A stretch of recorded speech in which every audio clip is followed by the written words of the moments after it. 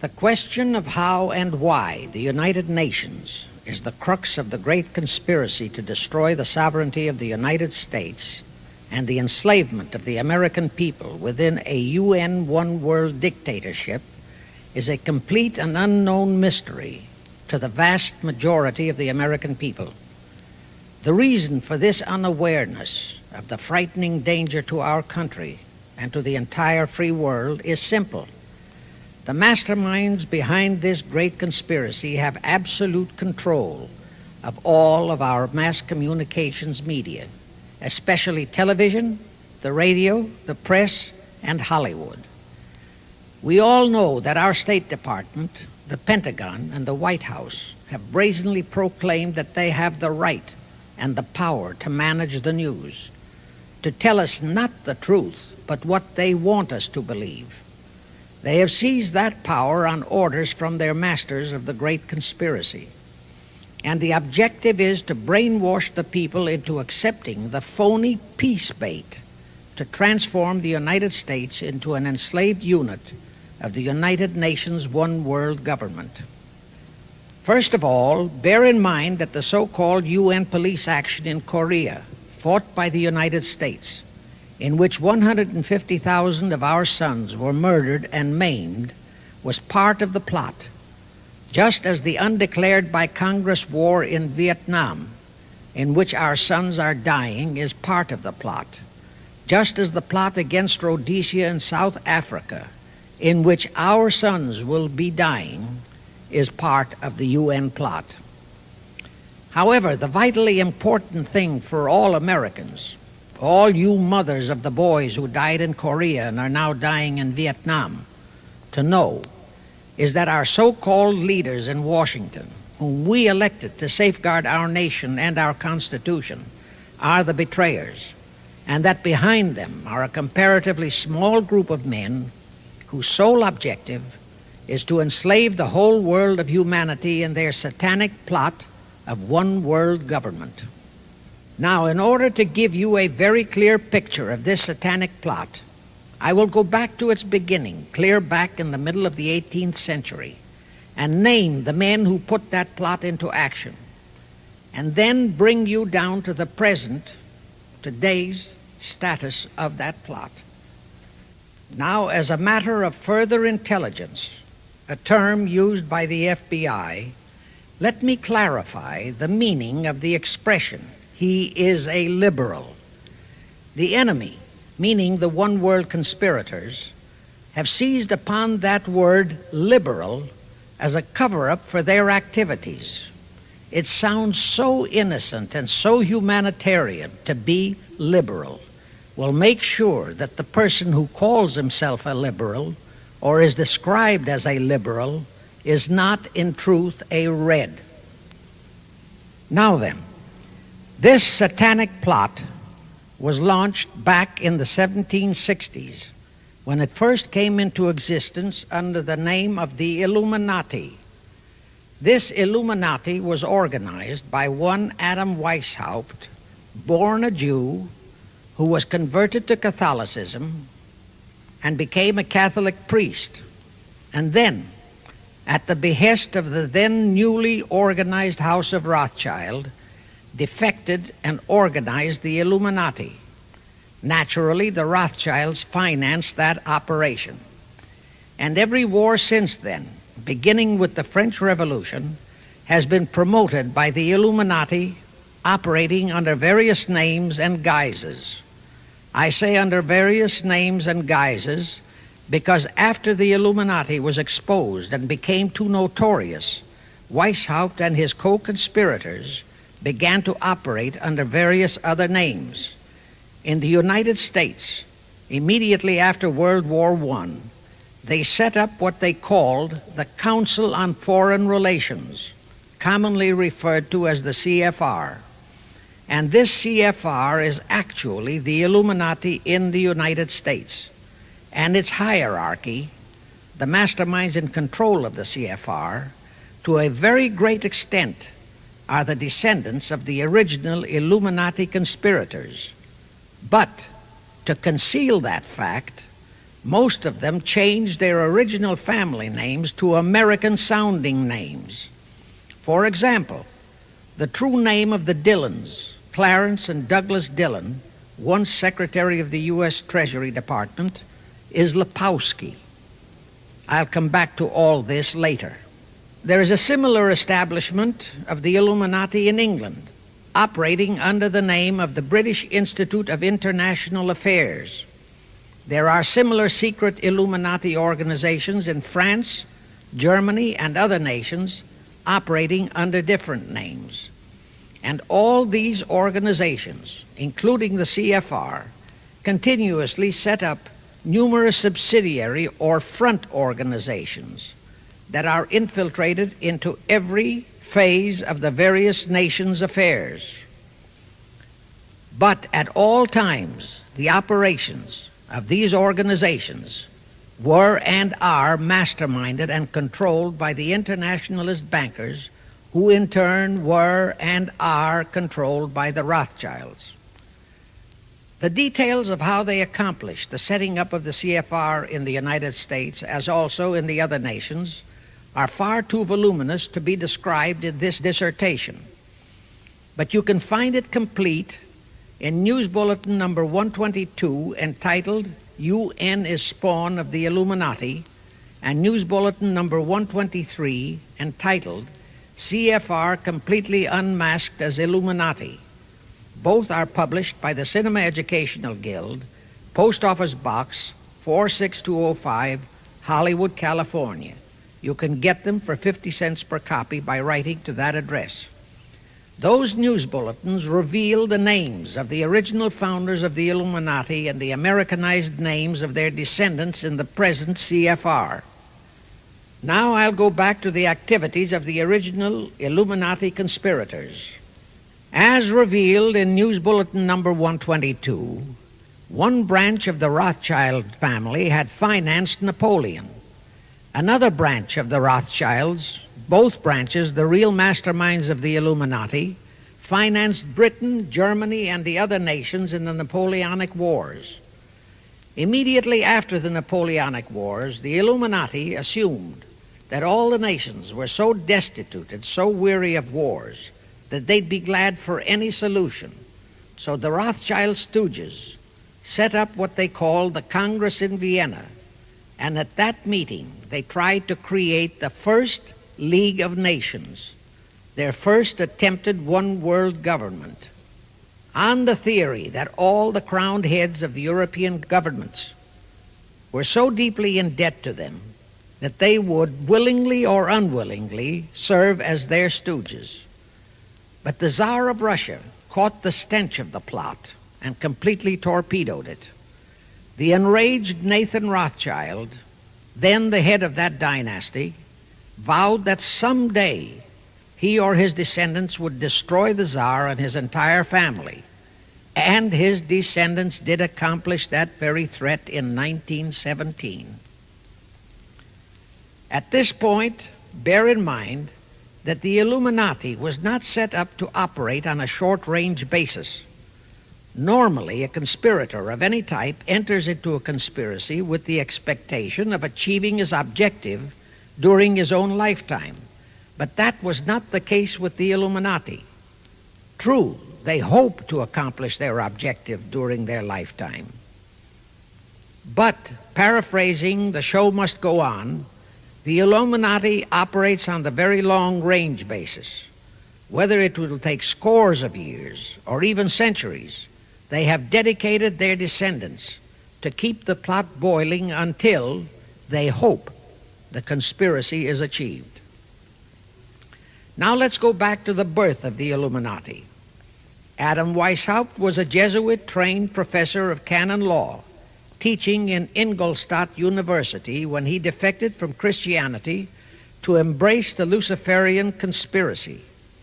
It was in 1770 that the professional moneylenders, the then recently organized House of Rothschild, retained him to revise and modernize the age-old protocols of Zionism, which from the outset was designed to give the synagogue of Satan, so named by Jesus Christ, ultimate world domination, so they could impose the Luciferian ideology upon what would remain of the human race after the final social cataclysm by use of satanic despotism.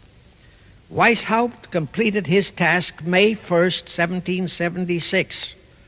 Now you know why May 1 is the great day with all communist nations to this very day. That was the day, May 1, 1776, that Weishaupt completed his plan and officially organized the Illuminati to put the plan into execution. That plan required the destruction of all existing governments and religions. That objective was to be reached by dividing the masses of people whom he, Weishaupt, termed Goyim, or human cattle, into opposing camps in ever-increasing numbers on political, social, economic, and other issues, the very conditions we have in our country today. The opposing sides were then to be armed and incidents provided which would cause them to fight and weaken themselves and gradually destroy national governments and religious institutions.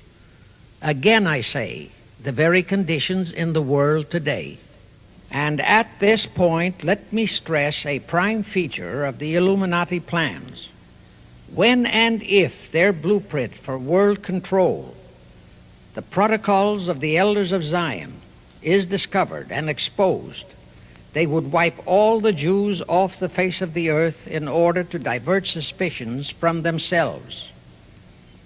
If you think this is far-fetched, bear in mind that they permitted Hitler, a liberal socialist himself, who was financed by Krupp, Kennedy, the Warburgs, and the Rothschilds, to incinerate 600,000 Jews. Now, just why did the conspirators choose the word Illuminati for their satanic organization? Weishaupt himself said that the word is derived from Lucifer and means holders of the light, using the lie that his objective was to bring about a one-world government to enable those with mental ability to govern the world and prevent all wars in the future. In short, using the word peace on earth as his bait, exactly as that same bait, peace, was used by the 1945 conspirators to foist the United Nations on us. Weishaupt, financed, I repeat, by the Rothschilds, recruited some 2,000 paid followers. These included the most intelligent men in the fields of arts and letters, education, the sciences, finance, and industry. He then established lodges of the Grand Orient, Masonic lodges, to be their secret headquarters. And I again repeat that in all of this he was acting under orders from the House of Rothschild. The main features of the Weishaupt plan of operation required his Illuminati to do the following things to help them to accomplish their purpose. Number one, use monetary and sex bribery to obtain control of men already in high places in the various levels of all governments and other fields of endeavor. Once influential persons had fallen for the lies, deceits, and temptations of the Illuminati, they were to be held in bondage by application of political and other forms of blackmail, threats of financial ruin, public exposure and physical harm, even death, to themselves and loved members of their families. Do you realize how many present top officials in our federal government in Washington are controlled in just that way by the CFR? Do you realize how many homosexuals in our State Department, the Pentagon, all federal agencies, even in the White House, are controlled that way? Number two, Illuminati on the faculties of colleges and universities were to cultivate students possessing exceptional mental ability belonging to well-bred families with international leanings and recommend them for special training in internationalism. Such training was to be provided by granting scholarships to those selected by the Illuminists. That gives you an idea what a Rhodes Scholarship means. It means indoctrination into accepting the idea that only a one-world government can put an end to recurring wars and strife. That's how the United Nations was sold to the American people. One of the most notable Rhodes Scholars we have in our country is Senator William J. Fulbright, sometimes referred to as Half-Bright. His entire voting record spells Illuminati. All such scholars were to be first persuaded and then convinced that men of special talent and brains have the right to rule those less gifted on the ground that the masses don't know what is best for them physically, mentally, and spiritually. In addition to the Rhodes and similar scholarships, today there are 3 special Illuminati schools located in Gordonstown in Scotland, Salem in Germany, and Anavrita in Greece. These 3 are known ones, but there are others that are kept under cover. Prince Philip, the husband of Britain's Queen Elizabeth, was educated at Gordonstown at the instigation of Lord Louis Mountbatten, his uncle, a Rothschild relative, who became Britain's admiral of the fleet after World War II ended. Number 3, all influential people trapped into coming under the control of the Illuminati, plus the students who had been specially educated and trained, were to be used as agents and placed behind the scenes of all governments as experts and specialists, so they would advise the top executives to adopt policies which would, in the long run, serve the secret plans of the Illuminati one-world conspiracy and bring about the destruction of the governments and religions they were elected or appointed to serve. Do you know how many such men operate in our government at this very time? Rusk, McNamara, Hubert Humphrey, Fulbright, Kuchel, and go on and on and on. Number 4, perhaps the most vital directive in Weishaupt's plan was to obtain absolute control of the press, at that time the only mass communications media, to distribute information to the public, so that all news and information could be slanted, so that the masses could be convinced that a one-world government is the only solution to our many and varied problems. Now do you know who owns and controls our mass communications media? I'll tell you, practically all the movie lots in Hollywood is owned by the Lehmans, Kuhn Loeb and Company, Goldman Sachs, and other internationalist bankers. All the national radio and TV channels in the nation are owned and controlled by those same internationalist bankers. The same is true of every chain of metropolitan newspapers and magazines, also of the press wire services, such as Associated Press, United Press International, etc. The supposed heads of all those media are merely the fronts for the internationalist bankers, who in turn compose the hierarchy of the CFR, today's Illuminati in America. Now can you understand why the Pentagon's press agent Sylvester so brazenly proclaimed that the government has the right to lie to the people? What he really meant was that our CFR-controlled government had the power to lie to and be believed by the brainwashed American people. And let's again go back to the first days of the Illuminati. Because Britain and France were the 2 greatest world powers in the late years of the 18th century, Weishaupt ordered the Illuminati to foment the colonial wars, including our Revolutionary War, to weaken the British Empire and organize the French Revolution to destroy the French Empire. He scheduled the French Revolution to start in 1789.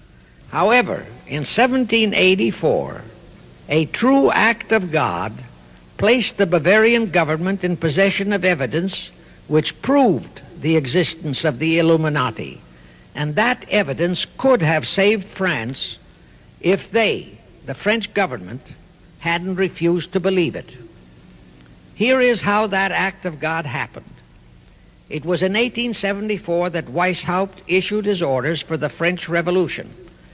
A German writer named Zwack put it into book form.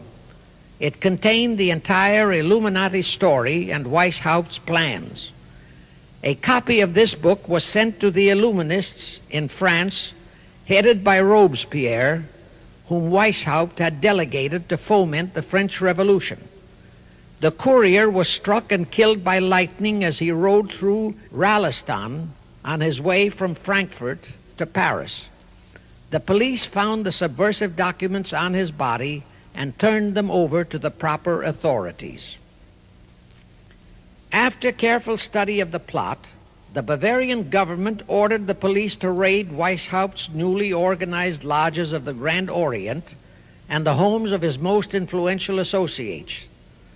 All additional evidence thus discovered convinced the authorities the documents were genuine copies of the conspiracy by which the Illuminati planned to use wars and revolutions to bring about the establishment of a one-world government, the powers of which they, headed by the Rothschilds, intended to usurp as soon as it was established, exactly in line with the United Nations plot of today. In 1785, the Bavarian government outlawed the Illuminati and closed the lodges of the Grand Orient. In 1786, they published all the details of the conspiracy. The English title of that publication is The Original Writings of the Order and Sect of the Illuminati. Copies of the entire conspiracy were sent to all the heads of church and state in Europe. But the power of the Illuminati, which was actually the power of the Rothschilds, was so great that this warning was ignored. Nevertheless, Illuminati became a dirty word, and it went underground. At the same time, Weishaupt ordered Illuminists to infiltrate into the lodges of Blue Masonry and form their own secret societies within all secret societies. Only Masons who proved themselves internationalists and those whose conduct proved they had defected from God were initiated into the Illuminati. Thenceforth, the conspirators donned the cloak of philanthropy and humanitarianism to conceal their revolutionary and subversive activities. In order to infiltrate into Masonic lodges in Britain, Weishaupt invited John Robison over to Europe. Robison was a high-degree Mason in the Scottish Rite. He was a professor of natural philosophy at Edinburgh University and secretary of the Royal Society of Edinburgh. Robison did not fall for the lie that the objective of the Illuminati was to create a benevolent dictatorship, but he kept his reactions to himself so well that he was entrusted with a copy of Weishaupt's revised conspiracy for study and safekeeping. Anyway, because the heads of state and church in France were deluded into ignoring the warnings given them, the revolution broke out in 1789 as scheduled by Weishaupt. In order to alert other governments to their danger, in 1798 Robison published a book entitled Proof of a Conspiracy to Destroy All Governments and Religions. But his warnings were ignored, exactly as our American people have been ignoring all warnings about the United Nations and the Council on Foreign Relations, the CFR. Now here is something that will stun and very likely outrage many who hear this, but there is documentary proof that our own Thomas Jefferson and Alexander Hamilton became students of Weishaupt's. Jefferson was one of Weishaupt's strongest defenders when he was outlawed by his government. And it was Jefferson who infiltrated the Illuminati into the then newly organized lodges of the Scottish Rite in New England. Here is the proof. In 1789, John Robeson warned all Masonic leaders in America that the Illuminati had infiltrated into their lodges. And on July 19, 1789, David Papin, president of Harvard University, issued the same warning to the graduating class and lectured them on the influence Illuminism was acquiring on American politics and religion. And to top it off, John Quincy Adams, who had organized the New England Masonic lodges, issued his warnings. He wrote 3 letters to Colonel William L. Stone, a top Mason, in which he exposed how Jefferson was using Masonic lodges for subversive, Illuministic purposes. Those 3 letters are at this very time in Rittenberg Square Library in Philadelphia. In short, Jefferson, founder of the Democratic Party, was a member of the Illuminati, which at least partly accounts for the condition of the party at this time. And through infiltrations of the Republican Party, we have exactly nothing of loyal Americanism today. That disastrous rebuff at the Congress at Vienna, created by the Tsar of Russia, did not by any means destroy the Illuminati conspiracy. It merely forced them to adopt a new strategy. Realizing that the one world idea was, for the moment, killed, the Rothschilds decided that to keep the plot alive, they'd have to do it by heightening their control of the money systems of the European nations. Earlier, by a ruse, the outcome of the Battle of Waterloo had been falsified. Rothschild had spread a story that Napoleon had won that battle. That had precipitated a terrific panic on the stock market in England. All stocks had plummeted down to practically zero, and Nathan Rothschild bought all the stocks for virtually a penny on its dollar values. That gave him complete control of the economy of Britain and virtually of all Europe. So immediately after that Congress in Vienna had boomeranged, Rothschild forced Britain to set up a new Bank of England, which he absolutely controlled, exactly as later, through Jacob Schiff, he engineered our own Federal Reserve Act, which gave the House of Rothschild a secret control of the economy in the United States. But now for a moment, let's dwell on the activities of the Illuminati in the United States. In 1826, one Captain William Morgan decided it was his duty to inform all Masons and the general public what the full truth was regarding the Illuminati, their secret plans and intended objectives. Also reveal the identities of the masterminds of the conspiracy. The Illuminati promptly tried Morgan in absentia and convicted him of treason. They ordered one Richard Howard, an English Illuminist, to carry out their sentence of execution as a traitor. Morgan was warned and he tried to escape to Canada, but Howard caught up with him near the border, near the Niagara Gorge to be exact, where he murdered him. This was verified in a sworn statement made in New York by one Avery Allen to the effect that he heard Howard render his report of the execution to a meeting of Knights Templars in St. John's Hall, New York. He also told how arrangements had been made to ship Howard back to England. That Allen affidavit is on record in New York City archives. Very few Masons and very few of the general public know that general disapproval over that incident of murder caused approximately half of all the Masons in the northern jurisdiction of the United States to secede. Copies of the minutes of the meeting held to discuss that matter are still in existence in safe hands, and that all that secrecy emphasizes the power of the masterminds of the Illuminati to prevent such terrible events of history from being taught in our schools.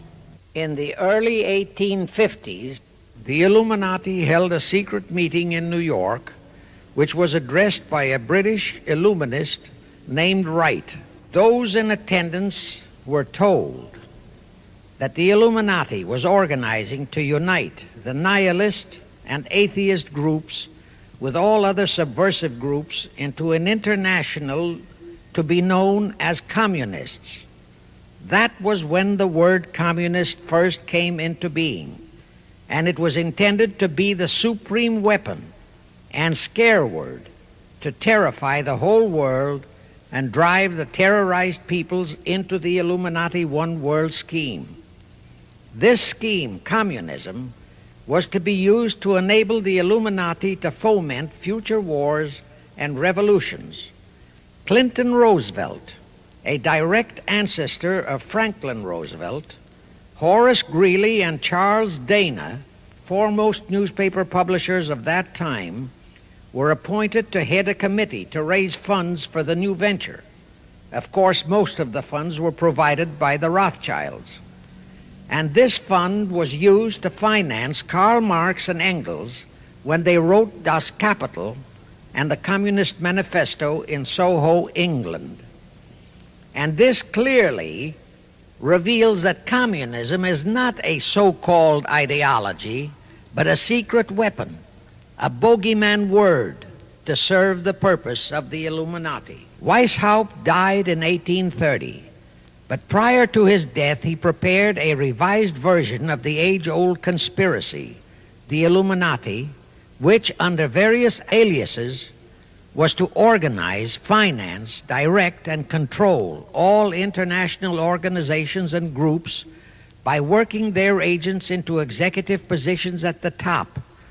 In the United States, we have Woodrow Wilson, Franklin Roosevelt, Jack Kennedy, Johnson, Rusk, McNamara, Fulbright, etc., as prime examples. In addition, while Karl Marx was writing the Communist Manifesto under the direction of one group of Illuminists, Professor Karl Ritter of Frankfurt University was writing the antithesis under direction of another group. The idea was that those who direct the overall conspiracy could use the differences in those two so-called ideologies to enable them to divide larger and larger members of the human race into opposing camps so that they could be armed and then brainwashed into fighting and destroying each other, and particularly to destroy all political and religious institutions. The work Ritter started was continued after his death and completed by the German so-called philosopher Friedrich Wilhelm Nietzsche, who founded Nietzscheism. This Nietzscheism was later developed into fascism and then into Nazism and was used to foment World Wars I and II. In 1834, the Italian revolutionary leader Giuseppe Mazzini was selected by the Illuminati to direct their revolutionary program throughout the world. He served in that capacity until he died in 1872. But some years before he died, Mazzini had enticed an American general named Albert Pike into the Illuminati. Pike was fascinated by the idea of a one-world government, and ultimately he became the head of this Luciferian conspiracy. Between 1859 and 1871, he, Pike, worked out a military blueprint for 3 world wars and various revolutions throughout the world, which he considered would forward the conspiracy to its final stage in the 20th century. Again, I remind that these conspirators were never concerned with immediate success. They always operated on a long-range view. Pike did most of his work in his home in Little Rock, Arkansas. But a few years later, when the Illuminati's lodges of the Grand Orient became suspect and repudiated because of Mazzini's revolutionary activities in Europe, Pike organized what he called the New and Reformed Palladian Rite. He set up 3 Supreme Councils, one in Charleston, South Carolina, one in Rome, Italy, and the third in Berlin, Germany. He had Mazzini establish 23 subordinate councils in strategic locations throughout the world. These have been the secret headquarters of the world revolutionary movement ever since. Long before Marconi invented radio, the scientists in the Illuminati had found the means for Pike and the heads of his councils to communicate secretly. It was the discovery of that secret that enabled intelligence officers to understand how apparently unrelated incidents, one such as the assassination of an Austrian prince at Sarajevo, took place simultaneously throughout the world, which developed into a war or a revolution. Pike's plan was as simple as it has proved effective. It called for communism, Nazism, political Zionism, and other international movements be organized and used to foment 3 global world wars and at least 2 major revolutions. The First World War was to be fought so as to enable the Illuminati to destroy Tsarism in Russia, as vowed by Rothschild after the Tsar had torpedoed his scheme at the Congress in Vienna, and to transform Russia into a stronghold of atheistic communism. The differences stirred up by agents of the Illuminati between the British and German empires were to be used to foment this war. After the war would be ended, communism was to be built up and used to destroy other governments and weaken religions. World War II, when and if necessary, was to be fomented by using the controversies between fascists and political Zionists. And here let it be noted that Hitler was financed by Krupp, the Warburgs, the Rothschilds, and other internationalist bankers, and that the slaughter of the supposed 600,000 Jews by Hitler didn't bother the Jewish internationalist bankers at all. That slaughter was necessary in order to create worldwide hatred of the German people and thus bring about the war against them. In short, this Second World War was to be fought to destroy Nazism and to increase the power of political Zionism so that the State of Israel could be established in Palestine.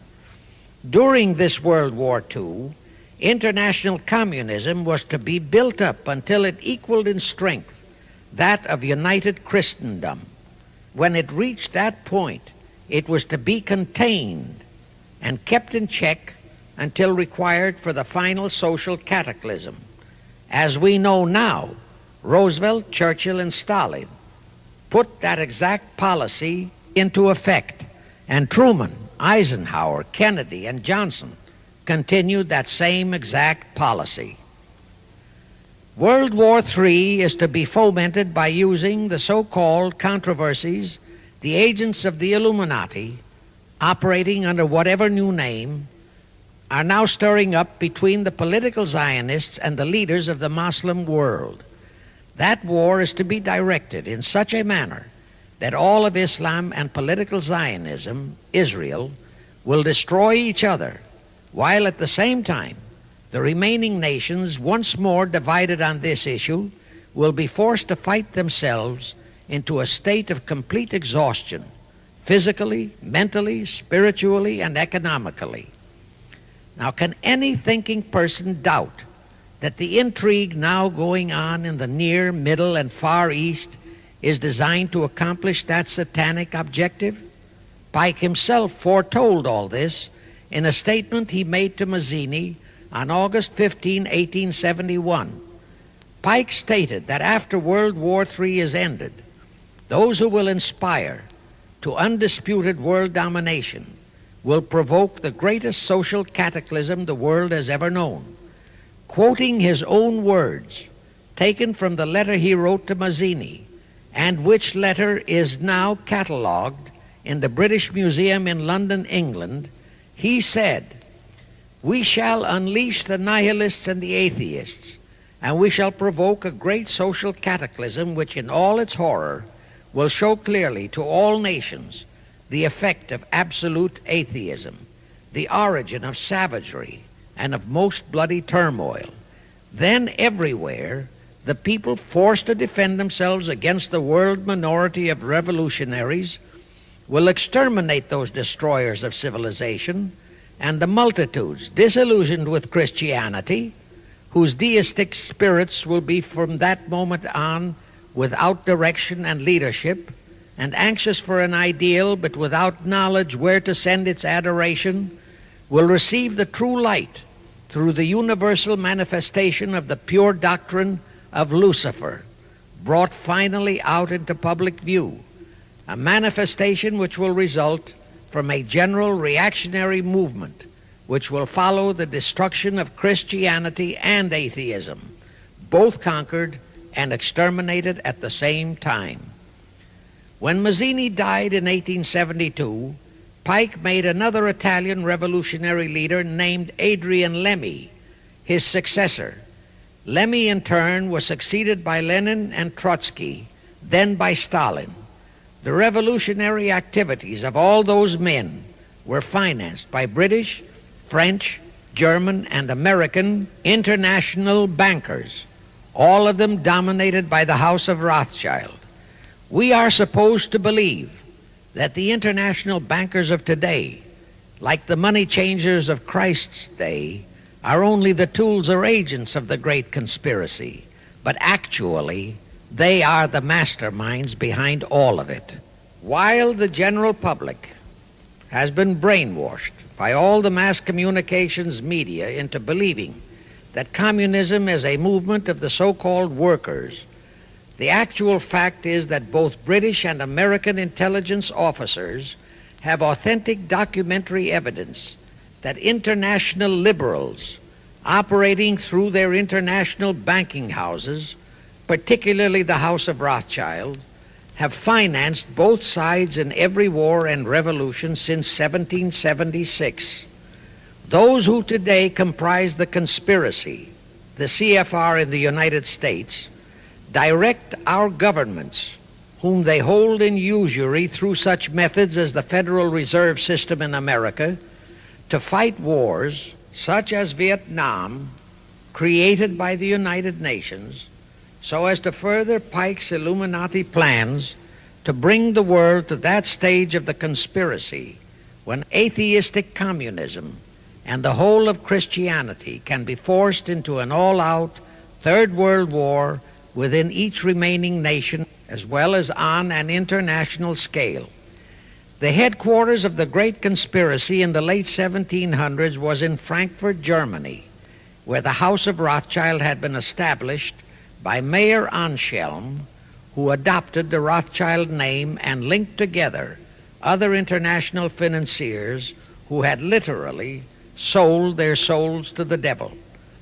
After the Bavarian government's exposure in 1786, the conspirators moved their headquarters to Switzerland, then to London.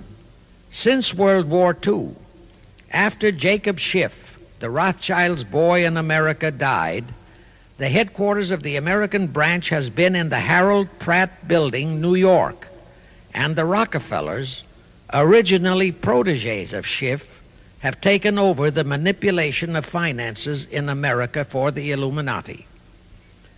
In the final phases of the conspiracy, the one world government will consist of the king dictator, head of the United Nations, the CFR, and a few billionaires, economists, and scientists who have proved their devotion to the great conspiracy. All others are to be integrated into a vast conglomeration of mongrelized humanity, actually slaves. Now let me show you how our federal government and the American people have been sucked into the one world takeover plot of the Illuminati great conspiracy. And always bear in mind that the United Nations was created to become the housing for that one world so-called liberal conspiracy. The real foundations of the plot for the takeover of the United States were laid during the period of our Civil War. Not that Weishaupt and the earlier masterminds had ever overlooked the New World. As I have previously indicated, Weishaupt had his agents planted over here as far back as the Revolutionary War. But George Washington was more than a match for them. It was during the Civil War that the conspirators launched their first concrete efforts. We know that Judah Benjamin, chief advisor of Jefferson Davis, was a Rothschild agent. We also know that there were Rothschild agents planted in Abraham Lincoln's cabinet who tried to sell him into a financial dealing with the House of Rothschild. But old Abe saw through the scheme and bluntly rejected it, thereby incurring the undying enmity of the Rothschilds, exactly as the Russian Tsar did when he torpedoed their first League of Nations at the Congress in Vienna. Investigation of the assassination of Lincoln revealed that the assassin, Booth, was a member of a secret conspiratorial group. Because there were a number of highly important government officials involved, the name of the group was never revealed, and it became a mystery, exactly as the assassination of Jack Kennedy still is a mystery. But I am sure it will not for long remain a mystery. Anyway, the ending of the Civil War destroyed, temporarily, all chances of the House of Rothschild to get a clutch on our money system, such as they had acquired in Britain and other nations in Europe. I say temporarily because the Rothschilds and the masterminds of the conspiracy never quit. So they had to start from scratch, but they lost no time in getting started. Shortly after the Civil War, a young immigrant who called himself Jacob H. Schiff arrived in New York. Jacob was a young man with a mission for the House of Rothschild. Jacob was the son of a rabbi, born in one of Rothschild's houses in Frankfurt, Germany. I won't go deeply into his background. The important point is that Rothschild recognized in him not only a potential money wizard, but more important, he also saw the latent Machiavellian qualities in Jacob that could, as it did, make him an invaluable functionary in the great one-world conspiracy. After a comparatively brief training period in the Rothschilds' London bank, Jacob left for America with instructions to buy into a banking house, which was to be the springboard to acquire control of the money system of the United States. Actually, Jacob came here to carry out 4 specific assignments. Number 1, and most important, was to acquire control of America's money system. Number 2, find desirable men who, for a price, would be willing to serve as stooges for the great conspiracy and promote them into high places in our federal government, our Congress, in the U.S. Supreme Court, and all federal agencies.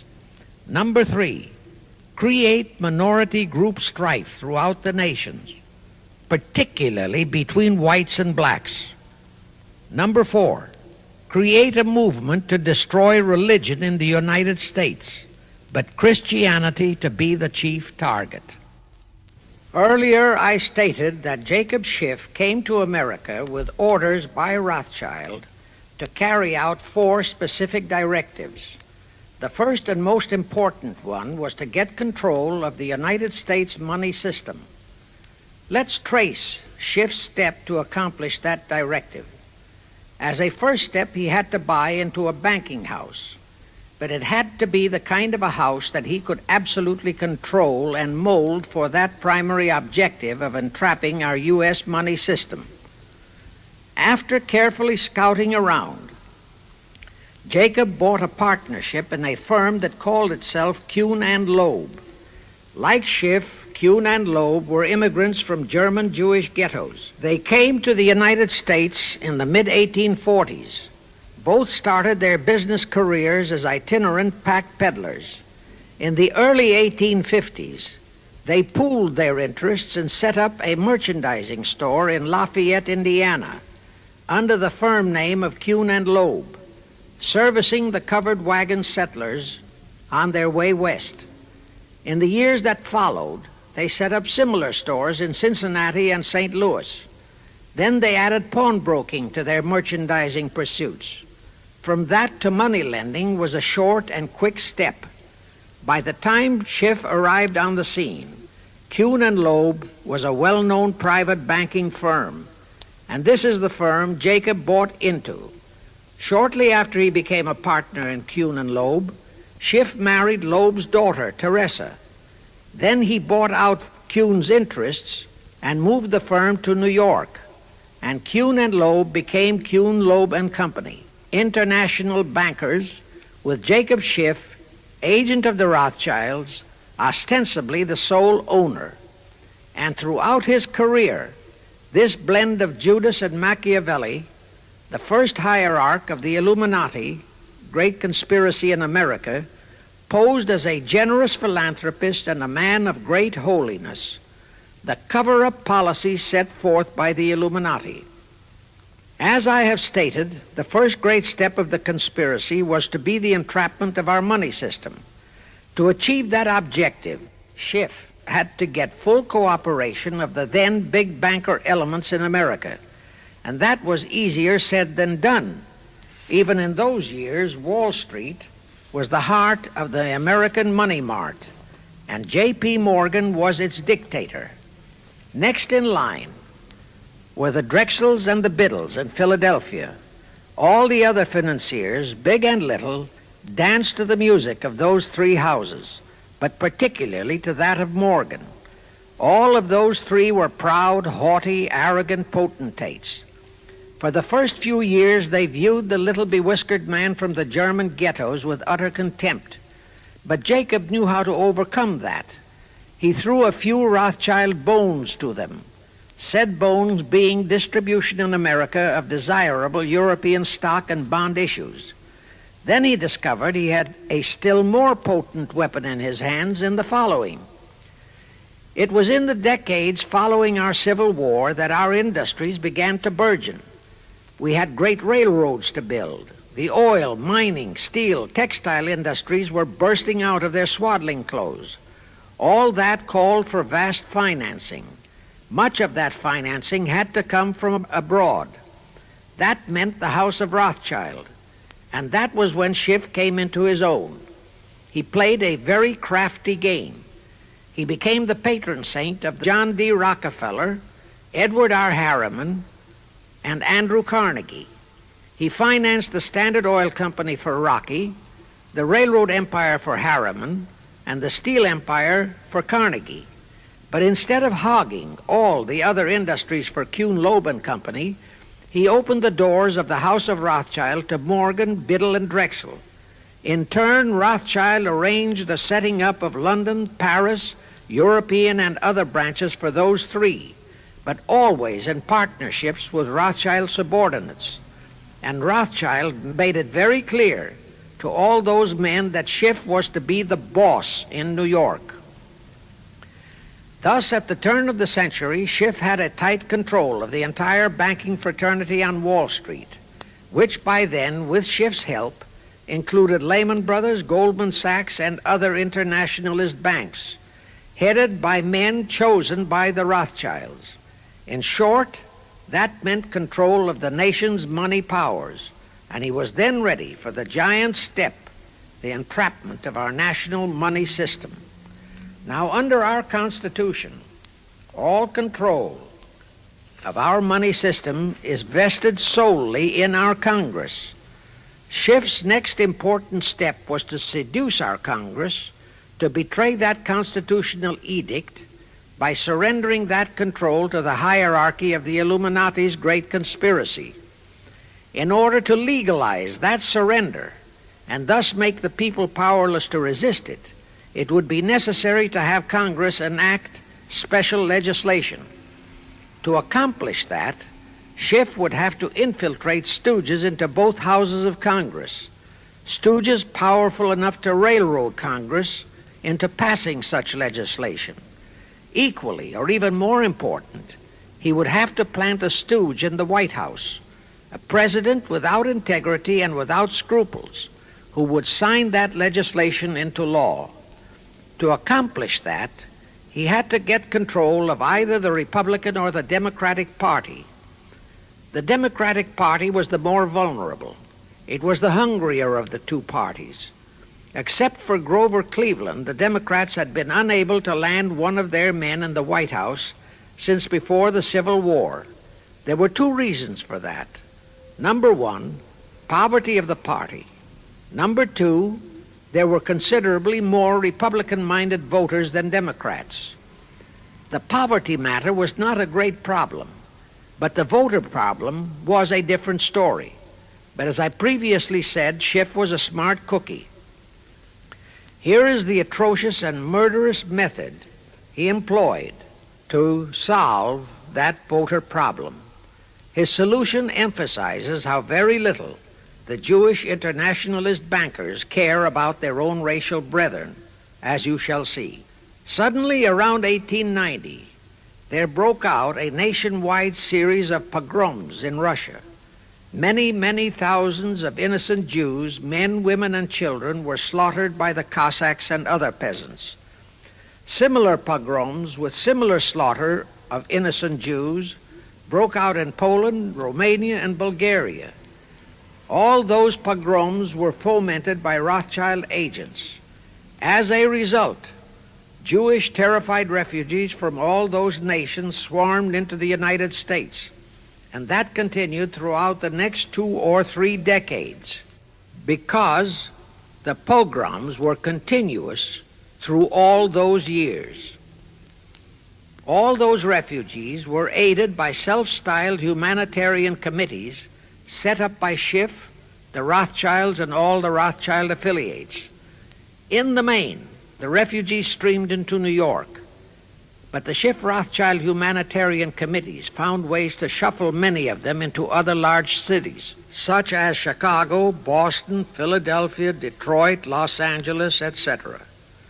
All of them were quickly transformed into naturalized citizens and educated to register as Democrats. Thus, all of that so-called minority group became solid Democratic voter blocs in their communities, all controlled and maneuvered by their so-called benefactors. And shortly after the turn of the century, they became vital factors in the political life of our nation. That was one of the methods Schiff employed to plant men like Nelson Aldrich in our Senate and Woodrow Wilson in the White House. At this point, let me remind you of another of the important jobs that was assigned to Schiff when he was dispatched to America. I refer to the job of destroying the unity of the American people by creating minority group and racial strife. By the pogrom-driven Jewish refugees into America, Schiff was creating one ready-made minority group for that purpose. But the Jewish people as a whole, made fearful by the pogroms, could not be depended upon to create the violence necessary to destroy the unity of the American people. But right within America, there was an already made-to-order, although as yet a sleeping minority group, the Negroes, who could be sparked into so-called demonstrations, rioting, looting, murder, and every other type of lawlessness. All that was necessary was to incite and arouse them.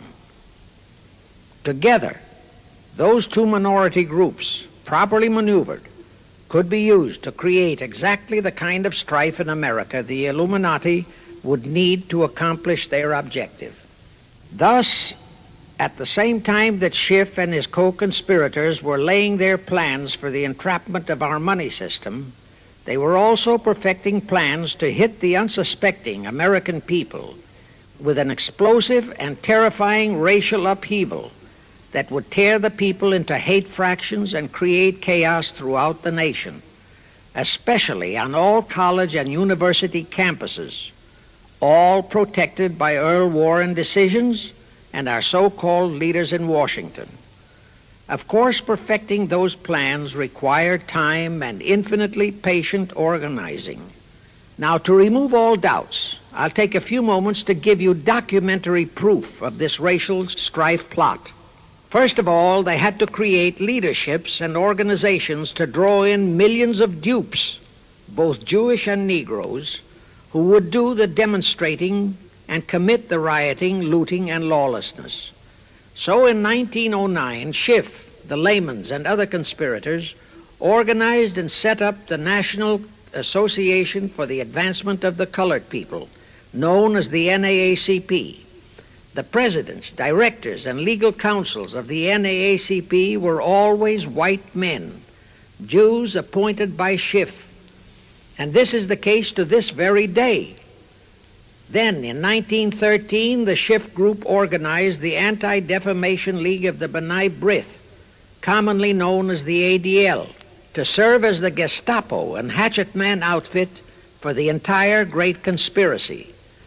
Today, this sinister ADL maintains over 2,000 agencies in all parts of the country, and they advise and completely control every action of the NAACP, CORE, of the Urban League, of all the other so-called Negro civil rights organizations throughout the nation, including such leaders as Martin Lucifer King, Stokely Carmichael, Bayard Rustin, and others of that ilk.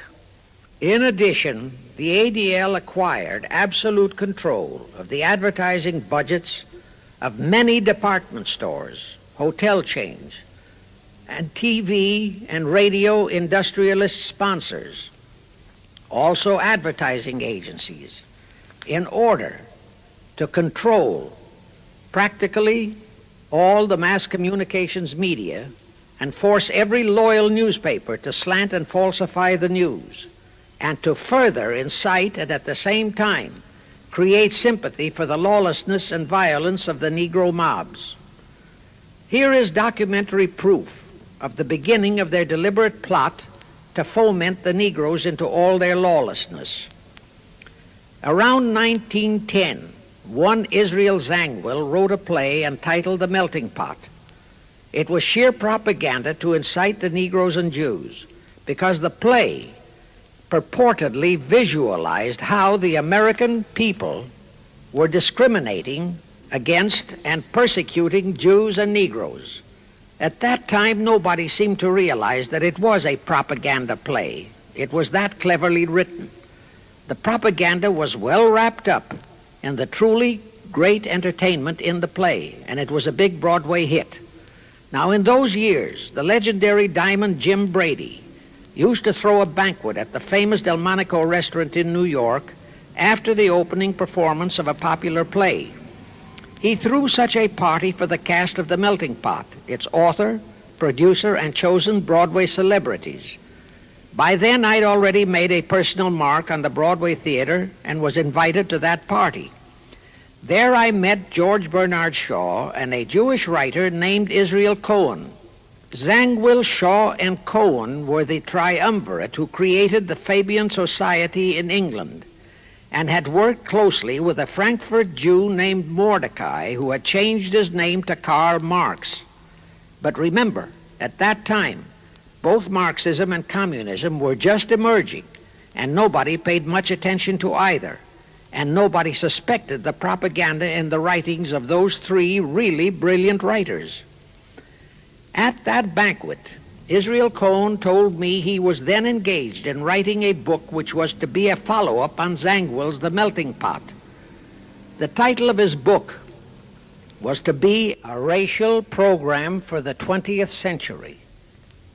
At that time, I was completely absorbed by my work as a playwright, and significant as that title was, its real objective never dawned on me, nor was I interested in reading the book.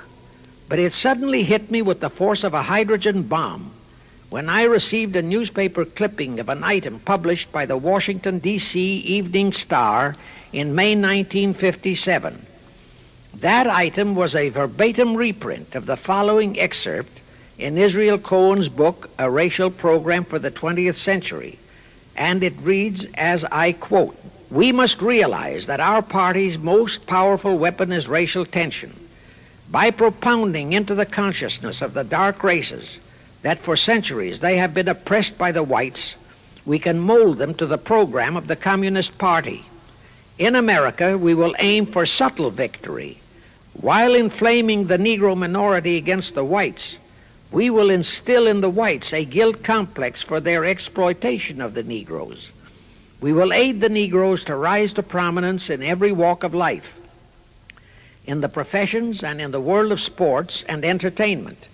With this prestige, the Negro will be able to intermarry with the whites and begin a process which will deliver America to our cause." That same excerpt was entered into the Congressional Record of June 7, 1957 by Representative Thomas G. Abernathy. Thus the authenticity of that passage in Cohen's book was fully established. But the one question that remained in my mind was whether it represented the official policy or plot of the Communist Party or just a personal expression of Cohen himself. Hence I sought more proof, and I found it. In an official pamphlet published in 1935 by the New York Communist Party's official Workers' Library Publishers. That pamphlet was entitled, "The Negroes in a Soviet America." It urged the Negroes to rise up, form a Soviet state in the South, and apply for admission to the Soviet Union. It contained a firm pledge that the revolt would be supported by all American Reds and all so-called liberals. On page 38, it promised that a Soviet government would confer greater benefits to Negroes than to whites. And again, this official communist pamphlet pledged that, I quote, "Any act of discrimination or prejudice against a Negro will become a crime under the revolutionary law," unquote. That statement proved that the excerpt in Israel Cohen's book, published in 1913, was an official edict of the Communist Party and directly in line with the Illuminati blueprint for world revolution issued by Weishaupt and later by Albert Pike. Now there's only one question, and that is to prove that the communist regime is directly controlled by the American Jacob Schiff and London Rothschild masterminds of the Great Conspiracy. A little later, I will provide that proof that will remove even a remote doubt that the Communist Party as we know it was created by those masterminds, capitalists if you will note, that Schiff, the Warburgs, and the Rothschilds planned and financed the entire Russian Revolution, also the murder of the Tsar and his family, and that Lenin, Trotsky, and Stalin took their orders directly from Schiff and the other capitalists whom they supposedly are fighting. Now can you see why the vile Earl Warren and his equally vile co-Supreme Court justices issued that infamous and treasonous desegregation decision in 1954? It was to aid and abet the plot of the Illuminati conspirators to create tension and strife between Negroes and whites. Can you see why the same Earl Warren issued his decision prohibiting Christian prayers and Christmas carols in our schools? It was done to destroy Christianity. Can you see why Eisenhower, despite all the rigid constitutional prohibitions, sent federal troops into a southern state to enforce the desegregation decision? Why Kennedy did likewise? And can you see why Johnson and 66 senators, despite the protests of 90% of the American people, voted for the Consular Treaty, which opens our entire country to Russian spies and saboteurs? All those 66 senators are 20th century Benedict Arnolds. It is up to you and you, all of the American people, to force Congress, our elected servants, to haul in those American traitors for impeachments, and that when proven guilty, they all be given the punishment prescribed for traitors who aid and abet our enemies. And that includes the forcing of rigid investigations by Congress of the CFR and all their fronts, such as the ADL, the NAACP, SNCC, and such Illuminati tools as Martin Lucifer King. Such investigations will completely unmask all the leaders in Washington and the Illuminati and all their affiliations and affiliates as traitors carrying out the Illuminati plot. It will completely unmask the United Nations as the intended crux of the entire plot and force Congress to take the U.S. out of the UN and hurl the UN out of the U.S. In fact, it will destroy the UN and the entire plot. Before I close this phase, I wish to reiterate and stress one vital point, which I urge you to never forget if you wish to save our country for your children and their children. Here is the point. Every unconstitutional and unlawful act committed by Woodrow Wilson, by Franklin Roosevelt, by Truman, Eisenhower, and Kennedy, and are now being committed by Johnson, is exactly in line with the Illuminati conspirators' centuries-old plot outlined by Weishaupt and Albert Pike. Every vicious decision issued by the traitorous Earl Warren and his equally traitorous Supreme Court justices was directly in line with what the Illuminati blueprint required. That all the treason committed by our State Department under Rusk and earlier by John Foster Dulles and Marshall, also all the treason committed by McNamara and his predecessors, is directly in line with that same Illuminati blueprint for the takeover of the world. Also the amazing treason by various members of our Congress, especially by the 66 senators who signed for the Consular Treaty, has been committed on orders from the Illuminati. Now I will go back to Jacob Schiff's entrapment of our money system and the treasonous actions that followed. It will also reveal the Schiff-Rothschild control of not only Karl Marx, but of Lenin, Trotsky, and Stalin, who created the revolution in Russia and set up the Communist Party. It was in 1908 that Schiff decided the time had come for his seizure of our money system. His chief lieutenants in that seizure were Colonel Edward Mandel House, whose entire career was that of chief executive and courier for Schiff, as I shall show, Bernard Baruch, and Herbert Lehman. In the fall of that year, they assembled in secret conclave at the Jekyll Island Hunt Club, owned by J.P. Morgan at Jekyll Island, Georgia.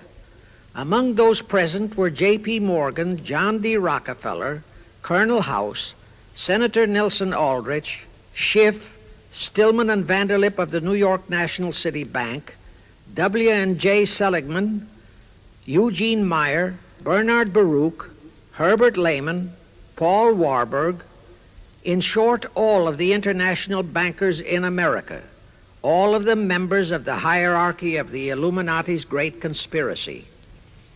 A week later, they emerged with what they called the Federal Reserve System. Senator Aldrich was the stooge who was to railroad it through Congress. But they held that railroading in abeyance for one chief reason.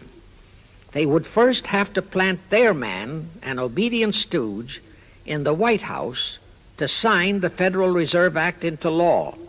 They knew that even if the Senate would pass that act unanimously, the then newly elected President Taft would promptly veto it. So they waited.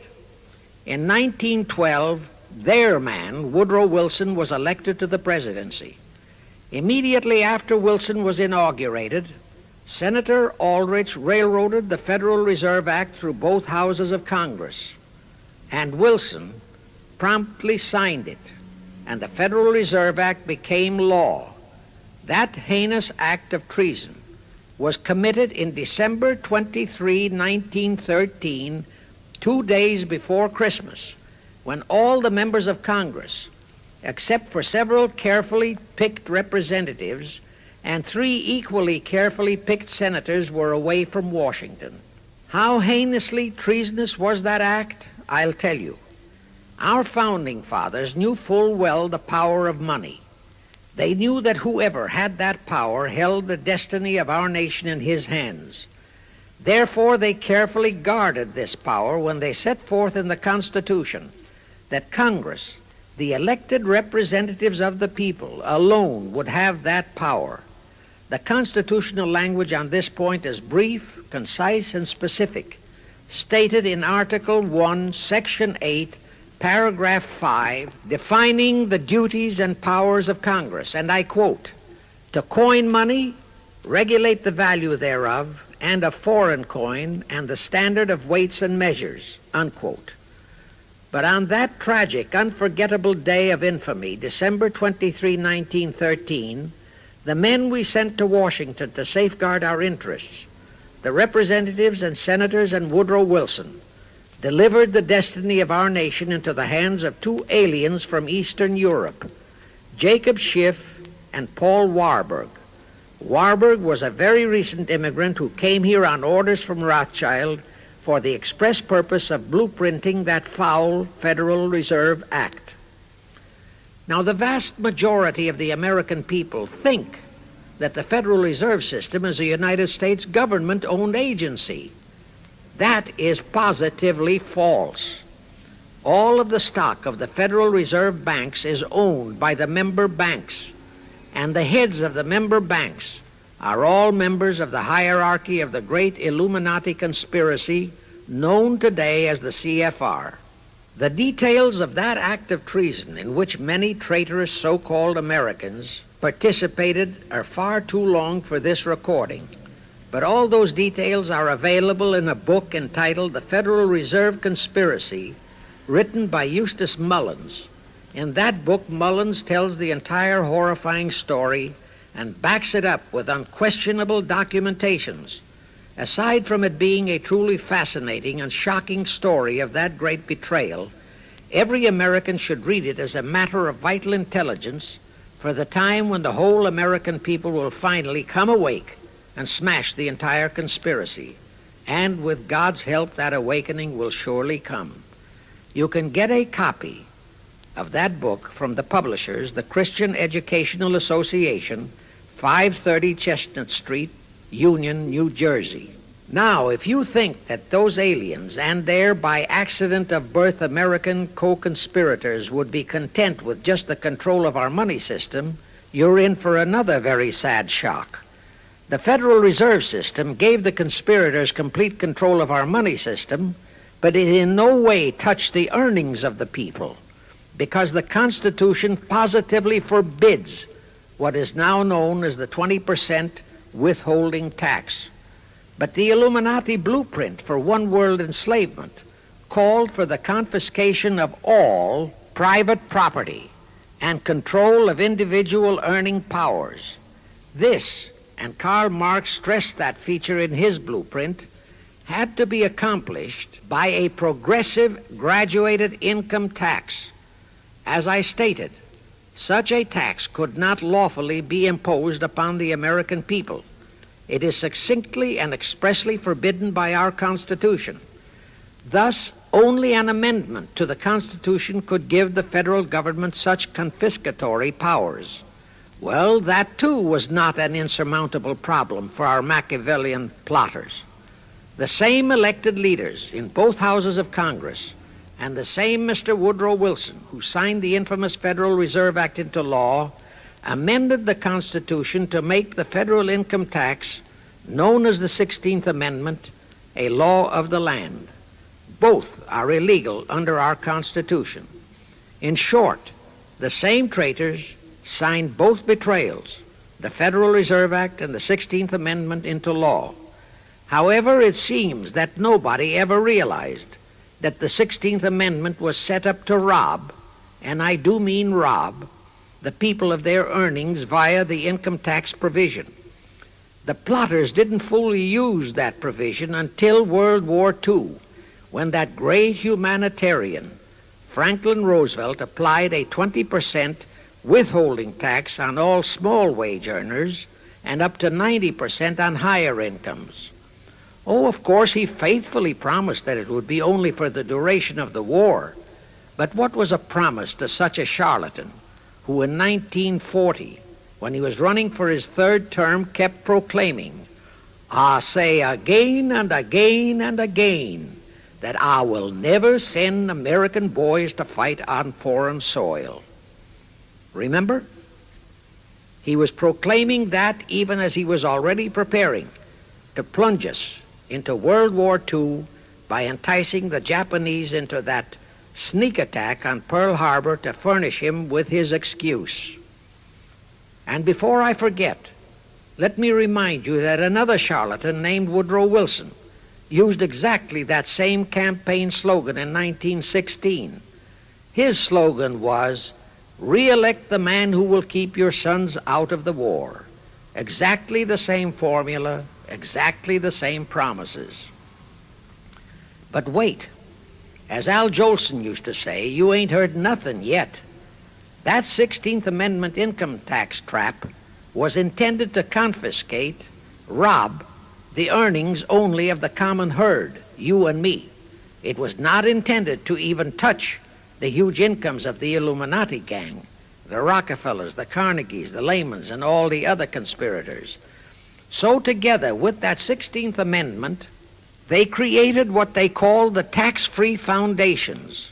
That would enable the conspirators to transform their huge wealth into such so-called foundations and avoid payment of virtually all income taxes. The excuse for it was that the earnings of those tax-free foundations would be devoted to humanitarian philanthropy. So we now have the several Rockefeller foundations, the Carnegie Endowment Fund, the Ford Foundation, the Mellon Foundation, and hundreds of similar tax-free foundations.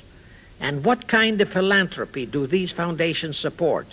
Well, they finance all the civil rights groups that are creating all the chaos and rioting all over the country. They finance the Martin Lucifer Kings. The Ford Foundation finances the Center for the Study of Democratic Institutions in Santa Barbara, commonly referred to as Moscow West, and which is headed by Wonderboy Hutchins, Walter Reuther, Irwin Canham, and others of that ilk. In short, the tax-free foundation financed those who are doing the job for the Illuminati great conspiracy. And what are the hundreds of billions of dollars they confiscate every year from the earnings of the common herd, you and me, used for? Well, for one thing, there's the foreign aid gimmick, which gave billions to Communist Tito, plus gifts of hundreds of jet planes, many of which were turned over to Castro, plus the costs of training communist pilots so that they can the better shoot down our planes, billions to Red Poland, billions to India, billions to Sukarno, billions to other enemies of the United States. That's what that treasonously railroaded 16th Amendment has done to our nation, to the American people, to you and to me, to your children and their children. Our CFR Illuminati-controlled federal government can grant tax-free status to all foundations and pro-red one-world outfits, such as the Fund for the Republic. But if you, or a patriotic pro-organization, is too outspokenly pro-American, they can terrify and intimidate you by finding a misplaced comma in your income tax report and by threatening you with penalties, fines, and even prison. Future historians will wonder how the American people could have been so naive and stupid as to have permitted such audaciously brazen acts of treason as the Federal Reserve Act and the 16th Amendment. Well, they were not naive and they were not stupid. The answer is they trusted the men they elected to safeguard our country and our people, and they just didn't have even an inkling about either betrayal until after each one had been accomplished. It was the Illuminati-controlled mass communications media that kept and is keeping our people naive and stupid and unaware of the treason being committed. Now the great question is, when will the people wake up and do to our traitors of today what George Washington and our founding fathers would have done to Benedict Arnold? Actually, Benedict Arnold was a petty traitor compared to our present traitors in Washington. Now let's go back to the events that followed the rape of our Constitution by the passage of the Federal Reserve Act of the 16th Amendment.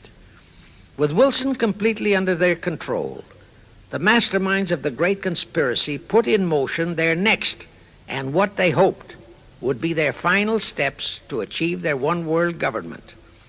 The first of those steps was to be World War I. Why war? Simple.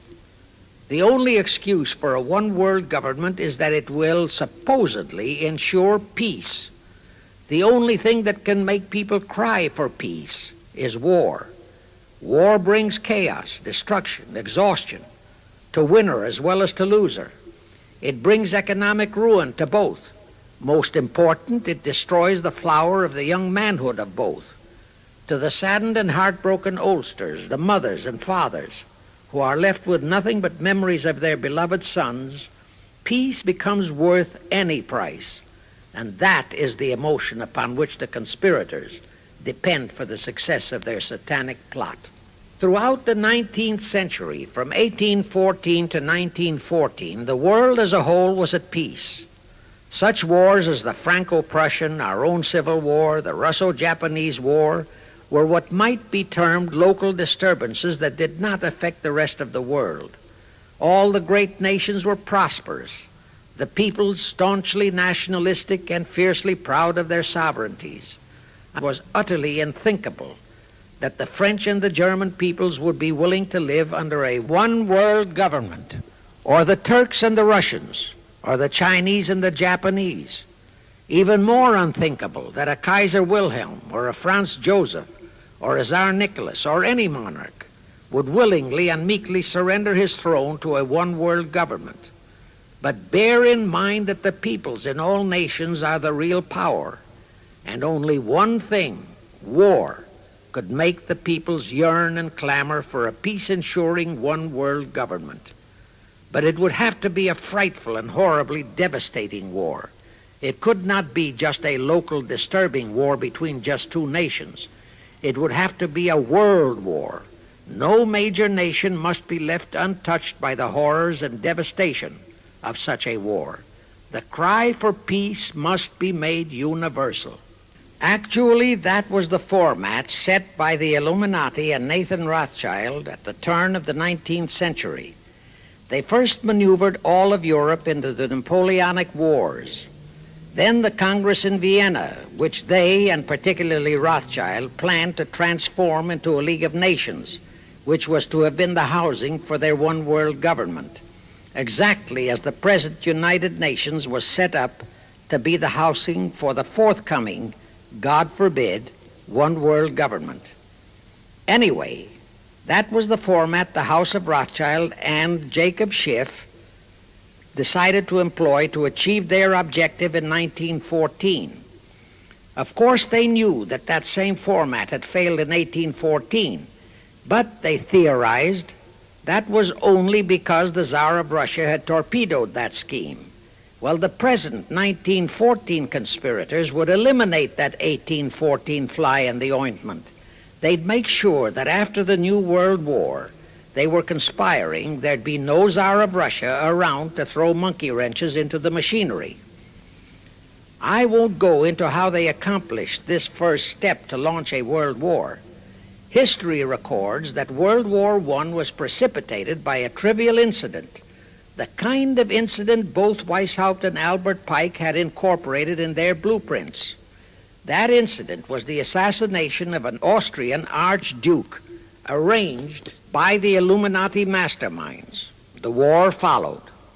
It involved Germany, Austria-Hungary, and their allies, so-called the Axis powers, against France, Britain, and Russia, called the Allies. Only the United States was not involved during the first 2 years. By 1917, the conspirators had achieved their primary objective. All of Europe was in a state of destitution. All the peoples were war-weary and crying for peace. And the outcome, too, was all set. It was to come as soon as the United States would be hurled in on the side of the Allies. And that was all set to happen immediately after Wilson's re-election. After that, there could be only one outcome: complete victory for the Allies.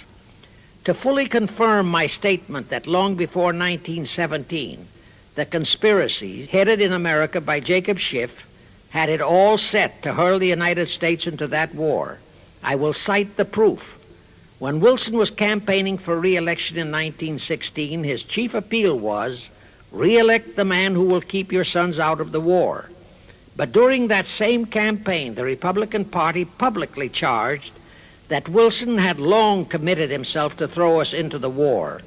They charged that if he would be defeated, he would accomplish that act during his few remaining months in office. But if re-elected, he would hold off until after re-election. But at that time, the American people looked upon Wilson as a God-man. Well, Wilson was re-elected, and as per the schedule of the conspirators, he hurled us into the war in 1917. He used the sinking of the Lusitania as an excuse, a sinking which also was prearranged. Roosevelt, also a God-man in the eyes of the American people, followed the same technique in 1941 when he used the prearranged Pearl Harbor attack as his excuse for hurling us into World War II. Now, exactly as the conspirators planned, victory for the Allies would eliminate all the monarchs of the defeated nations and leave all their peoples leaderless, confused, bewildered, and perfectly conditioned for the one world government the great conspiracy intended would follow. But there still would be an obstacle, the same obstacle that had balked the Illuminati and Rothschild at that Congress in Vienna peace gathering after the Napoleonic Wars. Russia would be on the winning side this time, as it was in 1814. Therefore, the Tsar would be securely on his throne. Here it is pertinent to note that Russia, under the Tsarist regime, had been the one country in which the Illuminati had never made any headway, nor had the Rothschilds ever been able to infiltrate their banking interests. Thus, a winning Tsar would be more difficult than ever to cope with. Even if he could be enticed into a so-called League of Nations, it was a foregone conclusion that he would never, but never go for a one-world government. So even before the outbreak of World War I, the conspirators had a plan in the making to carry out Nathan Rothschild's vow of 1814 to destroy the Tsar and also murder all possible royal heirs to the throne. And it would have to be done before the close of the war, and the Russian Bolsheviki were to be their instruments in this particular plot. From the turn of the century, the chiefs of the Bolsheviki were Nikolai Lenin, Leon Trotsky, and later Joseph Stalin. Of course, those were not their true family names. Prior to the outbreak of the war, Lenin headquartered in Paris. After the outbreak, Switzerland became his haven. Trotsky's headquarters were on the Lower East Side in New York, largely the habitat of Russian Jewish refugees. Both Lenin and Trotsky were similarly bewhiskered and unkempt. In those days, that was the badge of Bolshevism. Both lived well, yet neither had a regular occupation. Neither had any visible means of support, yet both always had plenty of money. All those mysteries were solved in 1917. Right from the outset of the war, strange and mysterious goings-on were taking place in New York. Night after night, Trotsky darted furtively in and out of Jacob Schiff's palatial mansion. And in the dead of those same nights, there were gatherings of hoodlums of New York's Lower East Side, all of them Russian refugees, at Trotsky's headquarters, and all were going through some mysterious sort of training process. But it was all shrouded in mystery. Nobody talked, although it did leak out that Schiff was financing all of Trotsky's activities. Then suddenly Trotsky vanished. So did approximately 300 of his trained hoodlums. Actually, they were on the high seas in a Schiff-chartered ship bound for a rendezvous with Lenin and his gang in Switzerland. And on that ship was $20 million in gold, the $20 million Schiff provided to finance the Bolsheviki takeover of Russia. In anticipation of Trotsky's arrival, Lenin prepared to throw a party in his Switzerland hideaway. Men of the very highest places in the world were to be guests at that party. Among them were the mysterious Colonel Edward Mandell House, Woodrow Wilson's mentor and palsy-walsy, and more important, Schiff's special and confidential messenger. Another of the expectant guests was Warburg of the Warburg banking clan in Germany, who were financing the Kaiser, and whom the Kaiser had rewarded by making him chief of the secret police of Germany. In addition, there were the Rothschilds of London and Paris, also Litvinov, Kaganovich, Stalin, who was then head of a train and bank-robbing gang of bandits. He was known as the Jesse James of the Urals. And here I must remind that England and France were then long in war with Germany, and that on February 3, 1917, Wilson had broken off all diplomatic relations with Germany. Therefore, Warburg, Colonel House, the Rothschild, and all those others were enemies. But of course, Switzerland was neutral ground where enemies could meet and be friends, especially if they had some scheme in common. That Lenin party was very nearly wrecked by an unforeseen incident. The Schiff-chartered ship on its way to Switzerland was intercepted and taken into custody by a British warship. But Schiff quickly rushed orders to Wilson to order the British to release the ship intact with the Trotsky hoodlums and the gold. Wilson obeyed. He warned the British that if they refused to release the ship, the United States would not enter the war in April as he had faithfully promised a year earlier. The British heeded the warning. Trotsky arrived in Switzerland, and the Lenin party went off as scheduled. But they still faced what ordinarily would have been the insurmountable obstacle of getting the Lenin-Trotsky band of terrorists across the border into Russia. Well, that's where Brother Warburg, chief of the German secret police, came in. He loaded all those thugs into sealed freight cars and made all the necessary arrangement for their secret entry into Russia. The rest is history. The revolution in Russia took place, and all members of the royal Romanov family were murdered. Now, my chief objective is to establish beyond even a remote doubt that communism, so-called, is an integral part of the Illuminati's great conspiracy for the enslavement of the entire world, that communism, so-called, is merely their weapon and bogeyman word to terrify the peoples of the whole world, and that the conquest of Russia and the creation of communism was in great part organized by Schiff and the other international bankers right in our own city of New York. A fantastic story? Yes.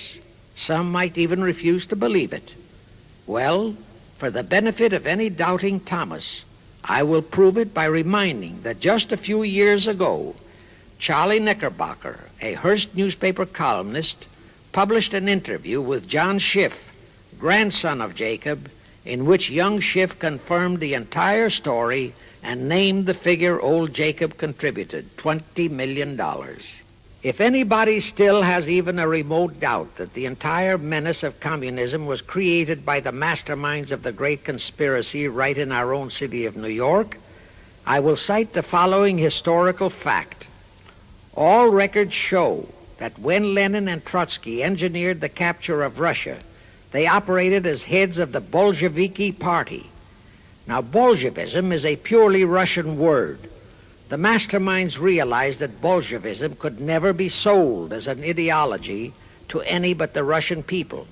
So in April 1918, Jacob Schiff dispatched Colonel House to Moscow with orders to Lenin, Trotsky, and Stalin to change the name of their regime to the Communist Party and to adopt the Karl Marx Manifesto as the constitution of the Communist Party. Lenin, Trotsky, and Stalin obeyed. And that year of 1918 was when the Communist Party and the menace of communism came into being. All this is confirmed in Webster's Collegiate Dictionary, 5th edition. In short, communism was created by the capitalists. Thus, until November 11, 1918, the entire fiendish plan of the conspirators worked perfectly. All the great nations, including the United States, were war-weary, devastated, mourning their dead. Peace was the great universal desire. Thus, when it was proposed by Wilson to set up a League of Nations to ensure peace, all the great nations, with no Russian Tsar to stand in their way, jumped on that bandwagon without even stopping to read the fine print in that insurance policy. That is, all but one, the United States, the very one that Schiff and his co-conspirators least expected would balk. And that was their one fatal mistake in that early plot.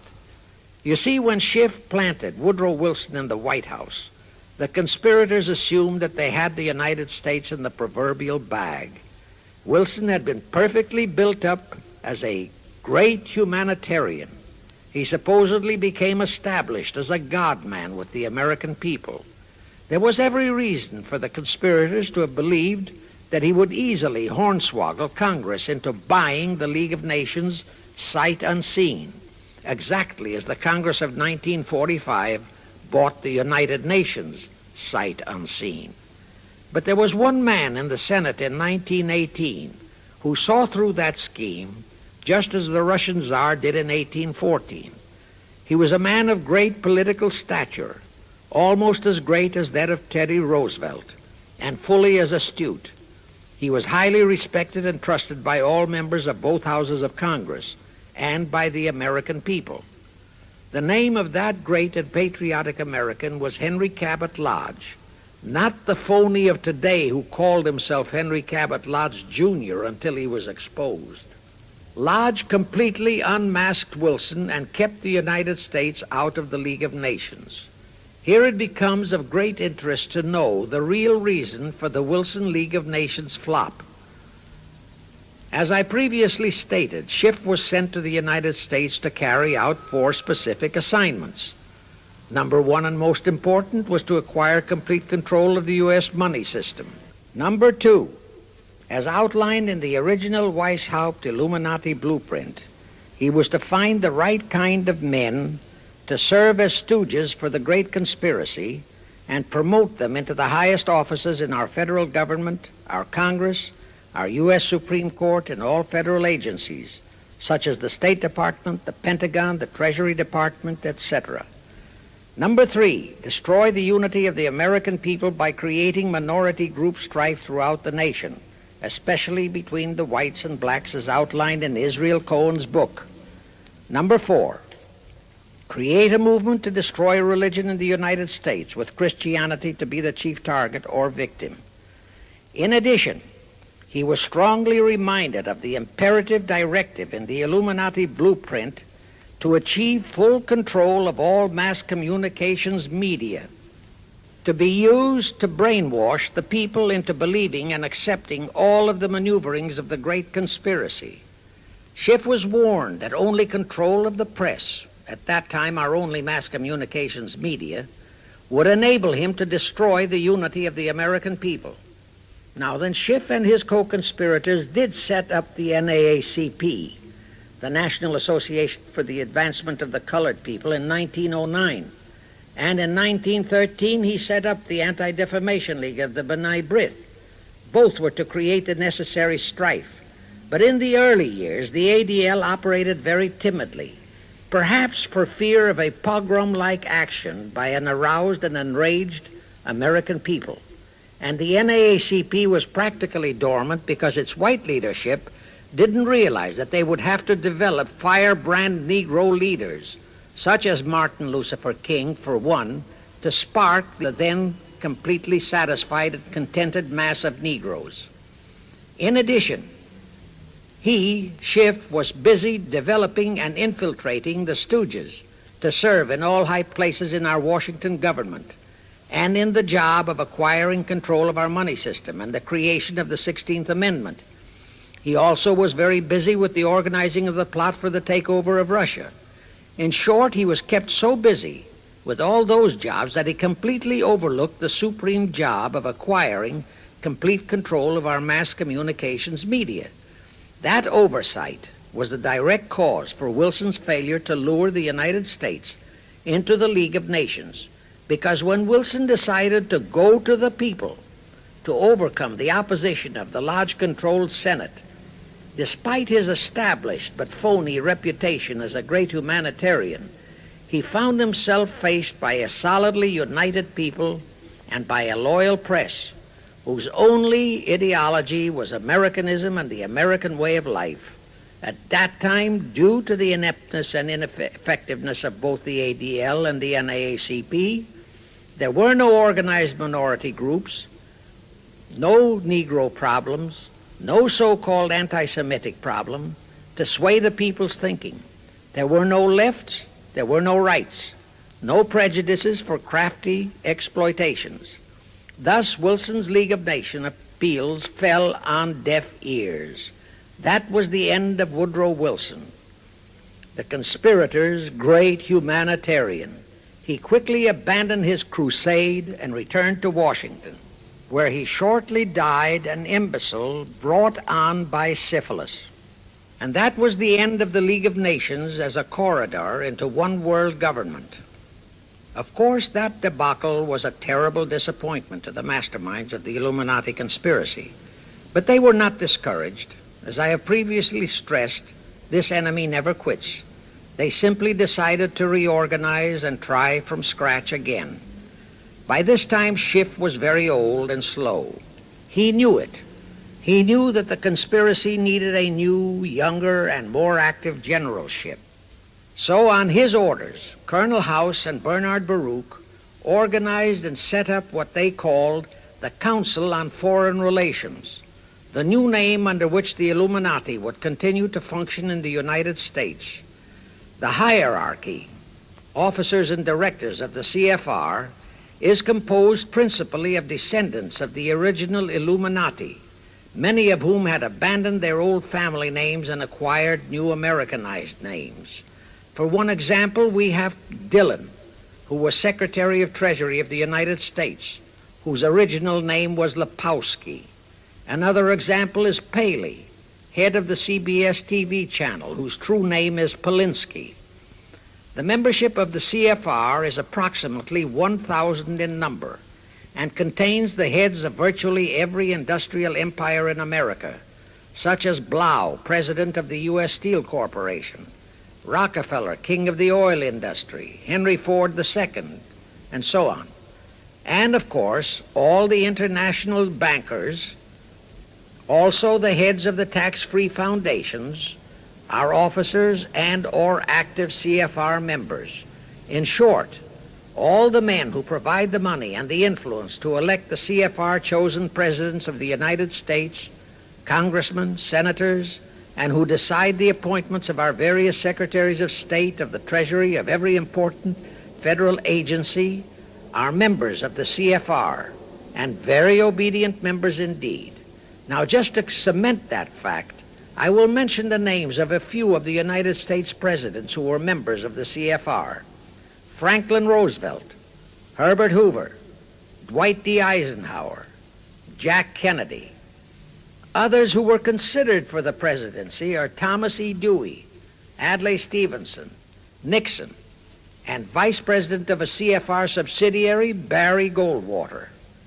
Among the important cabinet members of the various administrations, we have John Foster Dulles, Allen Dulles, Cordell Hull, John J. McCloy, Morgenthau, Clarence Dillon, Rusk, McNamara, and just to emphasize the red color of the CFR, we have as members such men as Alger Hiss, Ralph Bunch, Pasvolsky, Harry Dexter White, real name Weiss, Owen Lattimore, Philip Jeffy, etc., etc.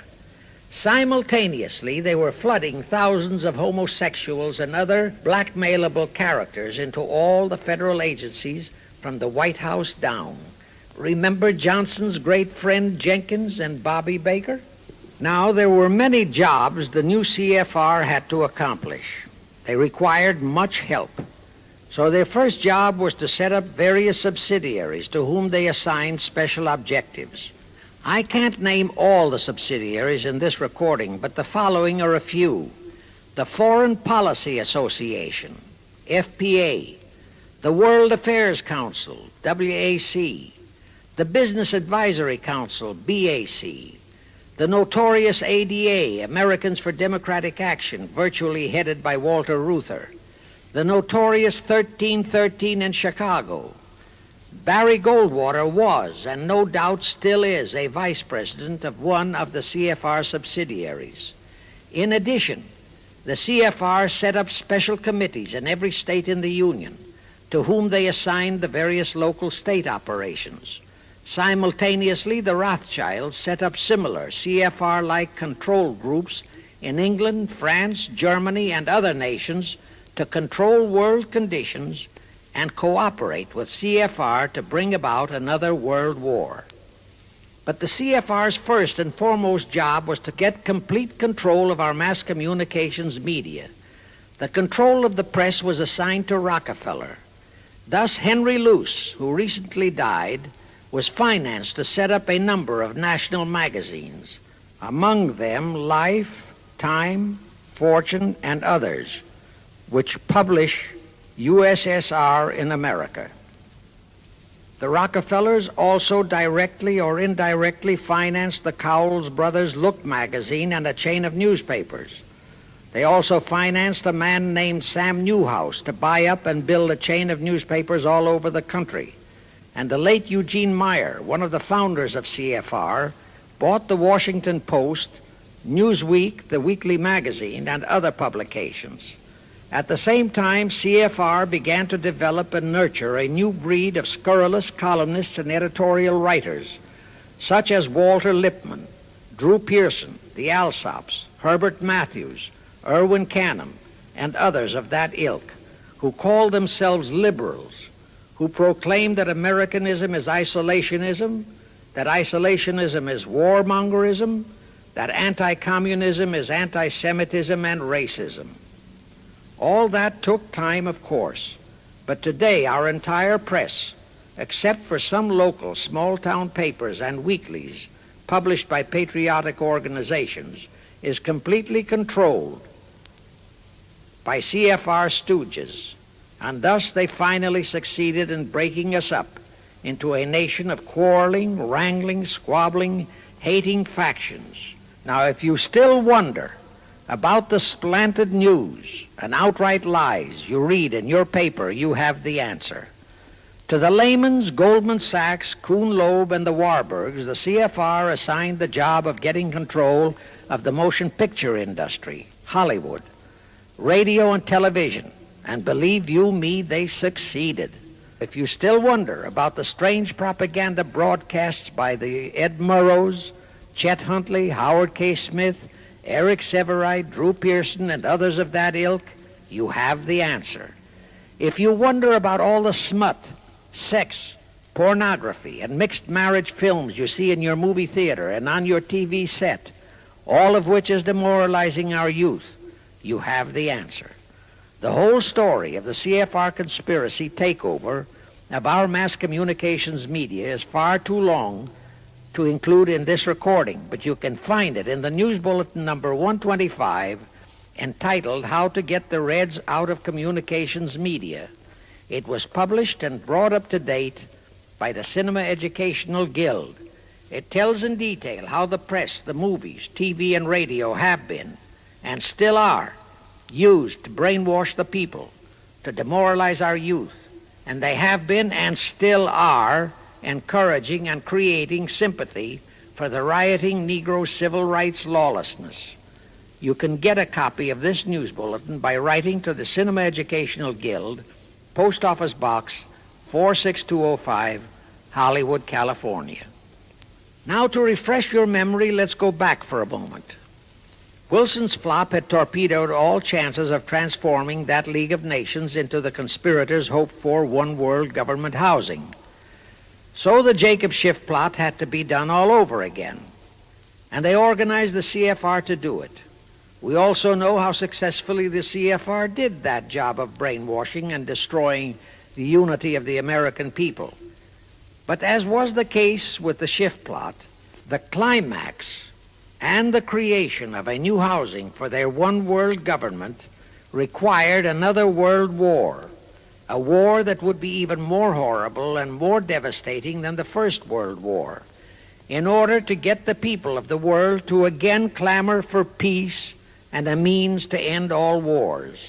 But the CFR realized that the aftermath of World War II would have to be more carefully planned so that there would be no escape from the new one-world trap, another League of Nations, that would emerge from the new war, the trap we now know as the United Nations. And they hit upon a perfect strategy to ensure that no escape. Here's how they did it. In 1943, in the midst of the war, they prepared the framework for the United Nations, and it was handed over to Roosevelt and our State Department to be given birth by Alger Hiss, Pozvolsky, Dalton Trumbo, and other American traitors, thus making the whole scheme a United States baby. Then to fix our parenthood, New York City was to become the nursery for the monstrosity. After that, we could hardly walk out on our own baby, now could we? Anyway, that's how the conspirators figured it would work, and so far it has. And the liberal Rockefeller donated the land for the United Nations building. The United Nations Charter was written by Alger Hiss, Pozvolsky, Dalton Trumbo, and other CFR stooges. A phony so-called UN conference was set up in San Francisco in 1945. All the so-called representatives of 50-odd nations gathered there, promptly signed the charter, and the despicable traitor Alger Hiss flew to Washington with it, elatedly submitted it to our Senate, and the Senate, elected by our people to safeguard our security, signed the charter without so much as reading it.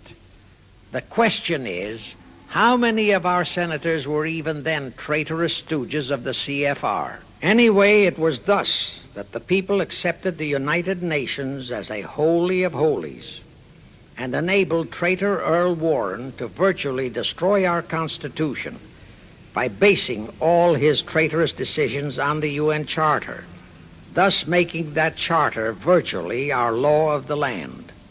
However, for all the dirty work that had to be done to solidify the UN, the new housing of the One World plot, they still required the aid of our leaders in Washington. So now I will emphasize the fiendish cleverness of the CFR masterminds. To the vast majority of the American people, our foreign policy for many years has been a complete enigma. Most of us simply can't understand why this great nation is seemingly floundering so helplessly in the art of diplomacy. We can't understand why our leaders are seemingly so confused and bewildered in all their dealings with Moscow, France, and other nations, and with the UN. We always hear them proclaiming that in view of our overwhelming economic and military superiority, we must always lead from strength.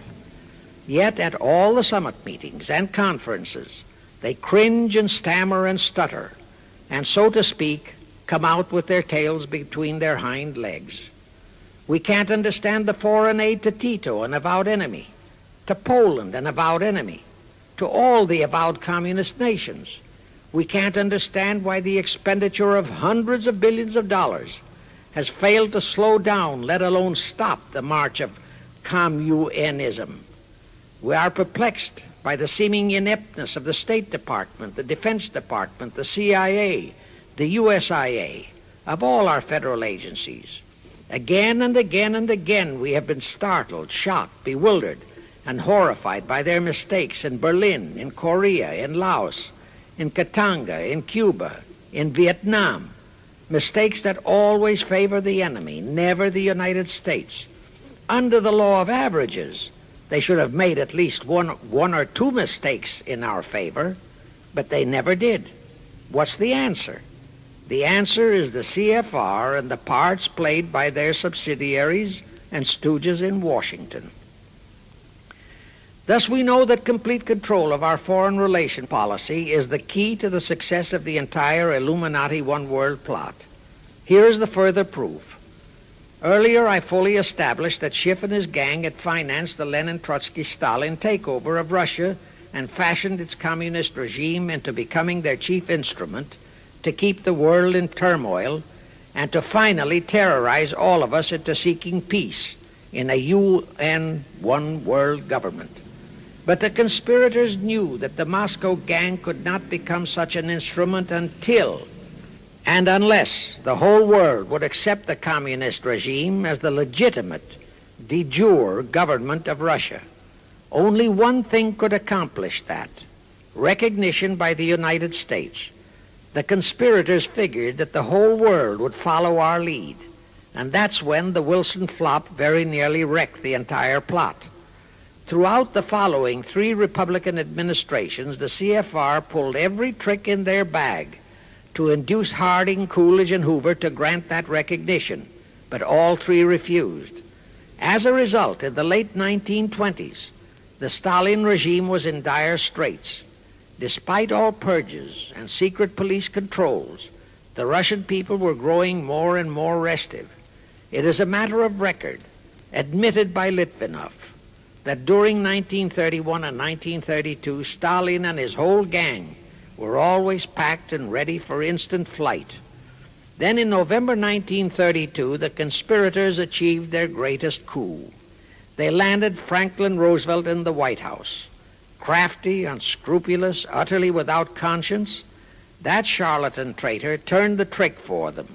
Without even asking consent of Congress, he unlawfully proclaimed recognition for the Stalin regime. That did it. And exactly as the conspirators figured, the whole world did follow our lead. Automatically, that squelched the previously growing resistance movement of the Russian people. That automatically launched the greatest menace the civilized world has ever known. The rest is too well known to need repeating. We know how Roosevelt and his traitorous State Department kept building up the communist menace right here in our own country, and thus throughout the world. We know how he perpetrated that Pearl Harbor atrocity for his excuse to hurl us into World War II. We know all about his secret meetings with Stalin at Yalta and how he, with Eisenhower's help, delivered the Balkans and Berlin to Moscow. And last, but by no means least, we know that 20th century Benedict Arnold not only dragged us into that new corridor, the United Nations, into one world government, but actually schemed all the arrangements to plant it within our country. In short, the day that Roosevelt entered the White House, the CFR conspirators regained full control of our foreign relations machinery and firmly established the United Nations as the housing for the Illuminati One World government. I wish to stress one other very vital point. That Wilson League of Nations flop brought Schiff and his gang to the realization that control of just the Democratic Party was not enough. True, they could create a crisis during the Republican administration, as they did in 1929 with their Federal Reserve manufactured crash and depression, which would bring another Democrat stooge back into the White House.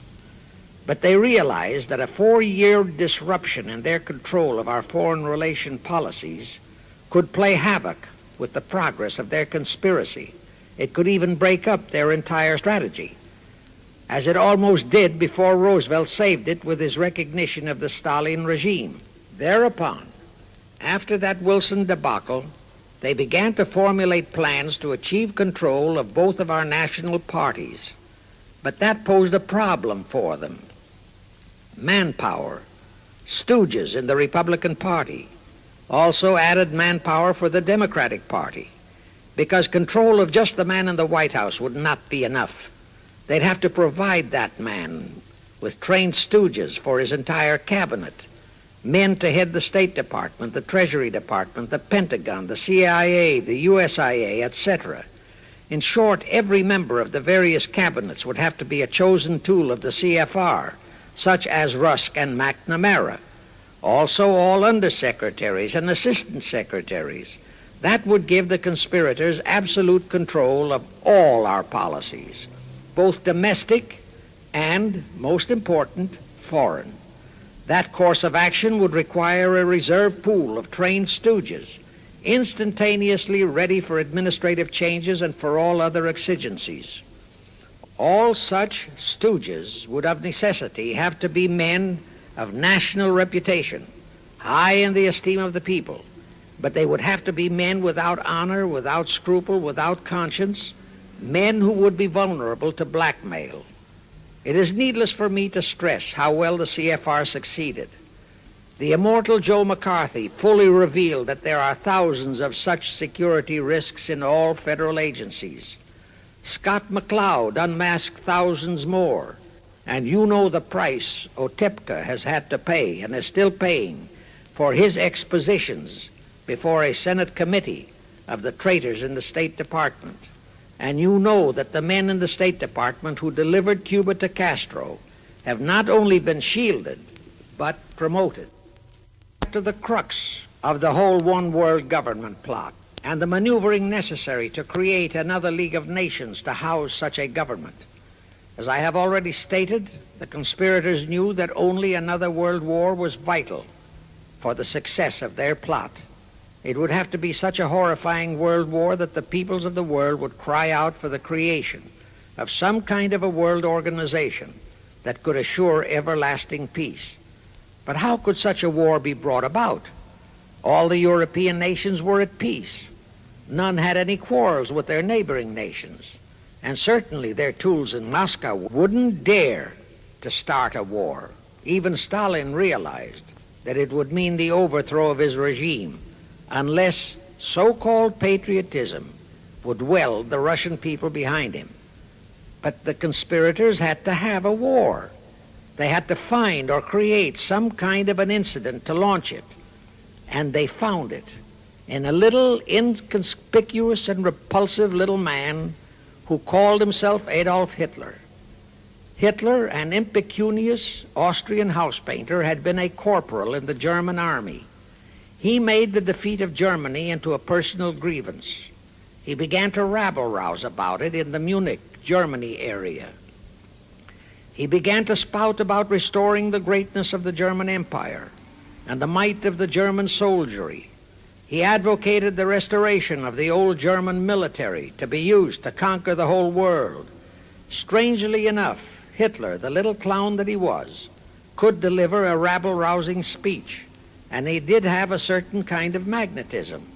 But the new authorities in Germany didn't want any more wars, and they promptly threw the obnoxious Austrian house painter into a prison cell. Aha! Here was the man, decided the conspirators, who, properly directed and financed, could be the key to another world war. So while he was in prison, they had Rudolf Hess and Goering write a book which they titled Mein Kampf and attributed the authorship to Hitler, exactly as Litvinov wrote Mission to Moscow and attributed the authorship to Joseph Davies, then our ambassador to Russia and a stooge of the CFR. In Mein Kampf, Hitler, the pseudo-author, outlined his grievances and how he would restore the German people to their former greatness.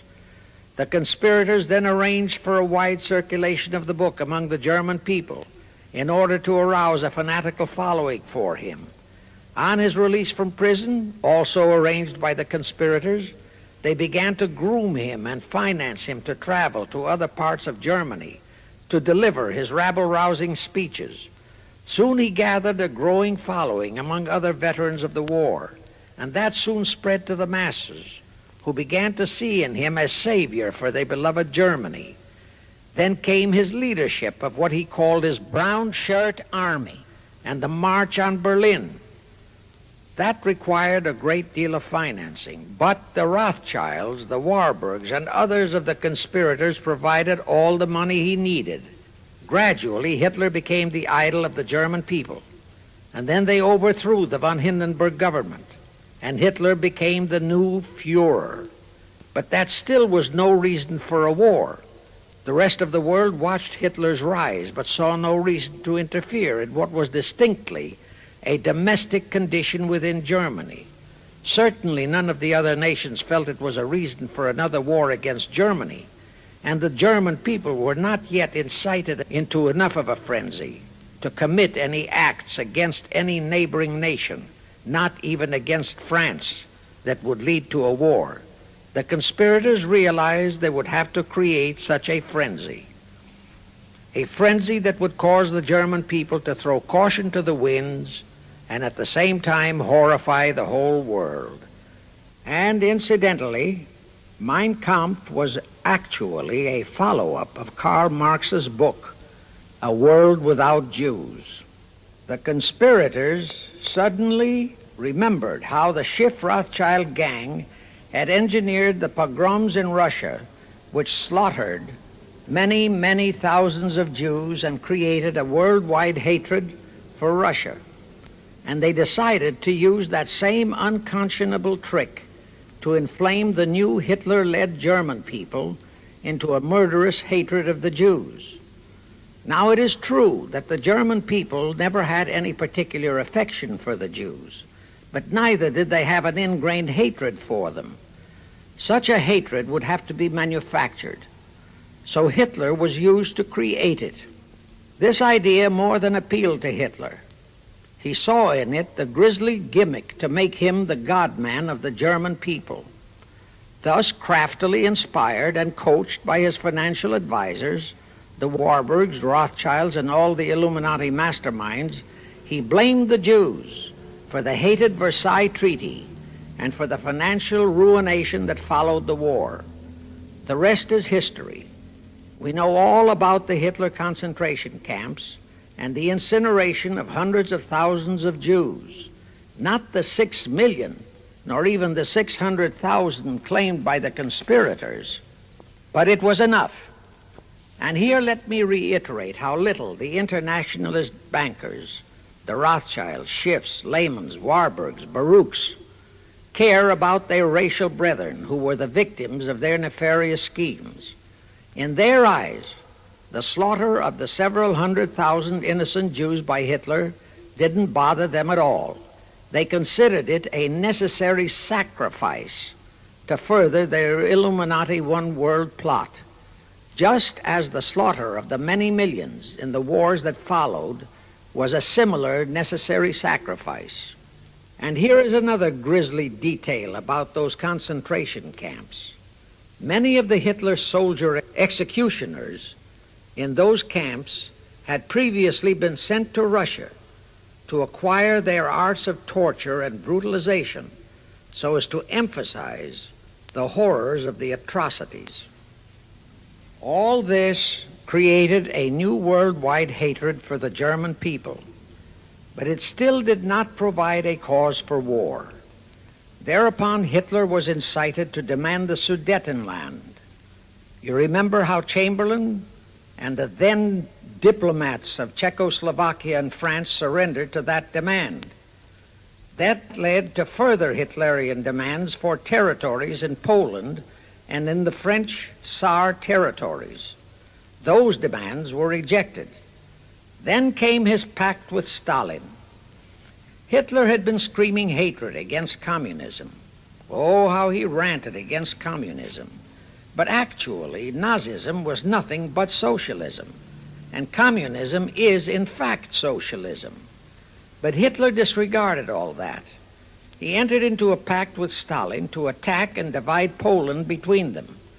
While Stalin marched into one part of Poland, for which he was never blamed, the Illuminati mastermind saw to that, Hitler launched a blitzkrieg on Poland from his side.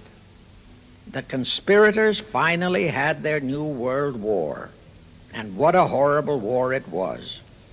And in 1945, the conspirators finally achieved the United Nations, their new housing for their one world government.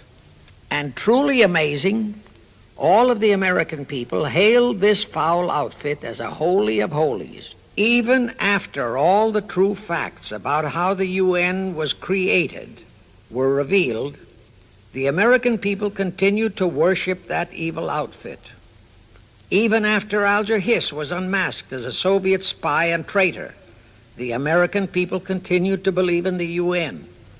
Even after I had publicly revealed the secret agreement between Hiss and Molotov that a Russian would always be the head of the military secretariat, and by that token, the real master of the UN, most of the American people continued to believe that the UN could do no wrong. Even after Trygve, the first Secretary General of the UN, confirmed that Hiss-Molotov secret agreement in his book For the Cause of Peace, the vast majority of our people refused to lose faith in the UN. Even after the truth about the Korean War was revealed, how the Russian General Vasiliev, head of that UN military secretariat, was given a leave of absence by the UN so that he could take command of the North Koreans and Red Chinese who were fighting the so-called UN police action under our own General MacArthur, who by orders of the UN was fired by the pusillanimous Truman in order to prevent his winning that war. Our people still believed in the UN, despite our 150,000 sons who were murdered and maimed in that war. The people continued to regard the UN as a sure means for peace. Even after it was revealed in 1951 that the UN, using our own American soldiers under UN command and the UN flag, in collusion with our traitorous State Department and the Pentagon, had been invading many small cities in California and Texas in order to perfect their plan for the complete takeover of our country, most of our people brushed it off and continued their belief that the UN is a holy of holies. Do you know that the UN Charter was written by traitor Alger Hiss, Molotov, and Wyszynski? That Hiss and Molotov had made that secret agreement that the military chief of the UN was always to be a Russian appointed by Moscow? Do you know that at their secret meetings at Yalta, Roosevelt and Stalin, at the behest of the Illuminati operating as the CFR, decided that the UN must be placed on American soil? Do you know that most of the UN Charter was copied intact, word for word, from the Marx Manifesto and Russia's so-called Constitution? Do you know that the only two senators who voted against the UN so-called treaty were the only two senators who had read it? Do you know that since the UN was founded, communist enslavement has grown from 250 million to 1 billion? Do you know that since the UN was founded to ensure peace, there have been at least 20 major wars incited by the UN, just as they are now inciting a war against Little Rhodesia? Do you know that under the UN setup, the American taxpayers have been forced to make up the UN Treasury deficit of many millions of dollars because of Russia's refusal to pay her share? Do you know that the UN has never passed a resolution condemning Russia or her so-called satellites, but always condemns our allies? Do you know that J. Edgar Hoover said, "The overwhelming majority of the communist delegations to the UN are espionage agents"? And now, 66 senators voted for a consular treaty to open our entire country to Russian spies and saboteurs. Do you know that the UN helps Russia's conquest of the world by preventing the free world from taking any action whatsoever except to debate each new aggression in the UN General Assembly? Do you know that at the time of the Korean War, there were 60 nations in the UN, yet 95% of the UN forces were our American sons, and practically 100% of the cost was paid by the United States taxpayers? And surely you know that the UN policy during the Korean War was to prevent us from winning that war. Do you know that all the battle plans of General MacArthur had to go first to the UN to be relayed to Vasiliev, commander of the North Koreans and Red Chinese, and that any future wars fought by our sons under the UN flag would have to be fought under the control of the UN Security Council. Do you know that the UN has never done anything about the 80,000 Russian Mongolian troops that occupy Hungary? Where was the UN when the Hungarian freedom fighters were slaughtered by the Russians? Do you know that the UN and its peace army turned the Congo over to the communists? Do you know that the UN's own so-called peace force was used to crush, rape, and kill the white anti-communists in Katanga? Do you know that the UN stood by and did nothing while Red China invaded Laos and Vietnam? That it did nothing while Nehru invaded Goa and other Portuguese territories? Do you know that the UN was directly responsible for aiding Castro? That it does absolutely nothing about the many thousands of Cuban youngsters who are shipped to Russia for communist indoctrination? Do you know that Adlai Stevenson, of all people, said the free world must expect to lose more and more decisions in the UN? Do you know that the UN openly proclaims that its chief objective is one world government, which means one world laws, one world court, one world army, one world navy, one world air force, one world schools, and a one world church in which Christianity would be prohibited? Do you know that a UN law has been passed to disarm all American citizens and to transfer all our armed forces to the UN? Such a law was secretly signed by Saint Jack Kennedy in 1961. Do you realize how that fits in with Article 47, Paragraph 3 of the UN Charter, which states, I quote, "The Military Staff Committee of the UN shall be responsible through the Security Council for the strategic direction of all armed forces placed at the disposal of the Security Council," unquote. And when and if all our armed forces are transferred to the UN, your sons would be forced to serve and die under UN command all over the world. This will happen unless you fight to get the U.S. out of the UN.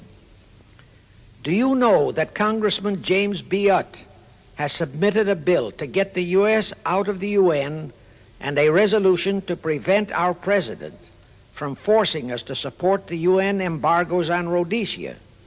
Well, he has, and many people all over the country are writing to their representatives to support the Utt bill and resolution. And did you know that to offset the Utt bill and resolution, 50 congressmen, spearheaded by Schweiker and Moorhead of Pennsylvania, have introduced a bill to immediately transfer all our armed forces to the UN? Can you imagine such brazen treason? Is your congressman one of those 50 traitors? Find out and take immediate action against him, and help Congressman Utt. Now, do you know that the National Council of Churches passed a resolution in San Francisco which states that the United States will soon have to subordinate its will to that of the UN, and that all American citizens must be prepared to accept it? Is your church a member of the National Council of Churches? In connection with that, bear in mind that God is never mentioned in the UN Charter, and their meetings are never opened with prayer. The creators of the UN stipulated in advance that there should be no mention of God or Jesus Christ in the UN Charter or in its UN headquarters. Does your pastor subscribe to that? Find out. Furthermore, do you know that the great majority of the so-called nations in the UN are anti-Christianity? That the UN is a completely godless organization by orders of its creators, the CFR Illuminati. Now, Have you heard enough of the truth about the Illuminati's United Nations? Do you want to leave your sons and our precious country to the unholy mercy of the Illuminati's United Nations? If you don't, write, telegraph, or phone your representatives and senators that they must support Congressman Utt's bill to get the U.S. out of the UN and the UN out of the U.S. Do it today, now, before you forget. It is the only salvation for your sons and for our country. Now I have one more vital message to deliver. As I told you, one of the 4 specific assignments Rothschild gave Jacob Schiff was to create a movement to destroy religion in the United States, with Christianity to be the chief target. For a very obvious reason, the Anti-Defamation League wouldn't dare to attempt it, because such an attempt could create the most terrible bloodbath in the history of the world, not only for the ADL and the conspirators, but for the millions of innocent Jews. Schiff turned that job over to Rockefeller for another specific reason. The destruction of Christianity could be accomplished only by those who are entrusted to preserve it, by the pastors, the men of the cloth. As a starter, John D. Rockefeller picked up a young so-called Christian minister by the name of Dr. Harry F. Ward, Reverend Ward, if you please. At that time, he was teaching religion at the Union Theological Seminary. Rockefeller found a very willing Judas in this reverend. Thereupon, in 1907, he financed him to set up the Methodist Foundation of Social Service. And Ward's job was to teach bright young men to become so-called ministers of Christ and to place them as pastors of churches. While teaching them to become ministers, the Reverend Ward also taught them how to very subtly and craftily preach to their congregations that the entire story of Christ is a myth, to cast doubts on the divinity of Christ, to cast doubts about the Virgin Mary. In short, to cast doubts on Christianity as a whole. It was not to be a direct attack, but much of it by crafty insinuation that was to be applied in particular to the youth in the Sunday schools. Remember Lenin's statement, "Give me just one generation of youth and I'll transform the whole world." Then, in 1908, the Methodist Foundation of Social Service, which incidentally was America's first Communist Front organization, changed its name to the Federal Council of Churches. By 1950, the Federal Council of Churches was becoming very suspect. So in 1950, they changed the name to the National Council of Churches. Do I have to tell you more about how this National Council of Churches is deliberately destroying faith in Christianity? I don't think so. But this I will tell you. If you are a member of any congregation whose pastor and church are members of this Judas organization, your contributions are helping the Illuminati's plot to destroy religion and your faith in God and Jesus Christ. Thus you are deliberately delivering your children to be indoctrinated with disbelief in God and church, and which can easily transform them into atheists. Find out immediately if your church is a member of the National Council of Churches, and for the love of God and your children, if it is, withdraw from it at once.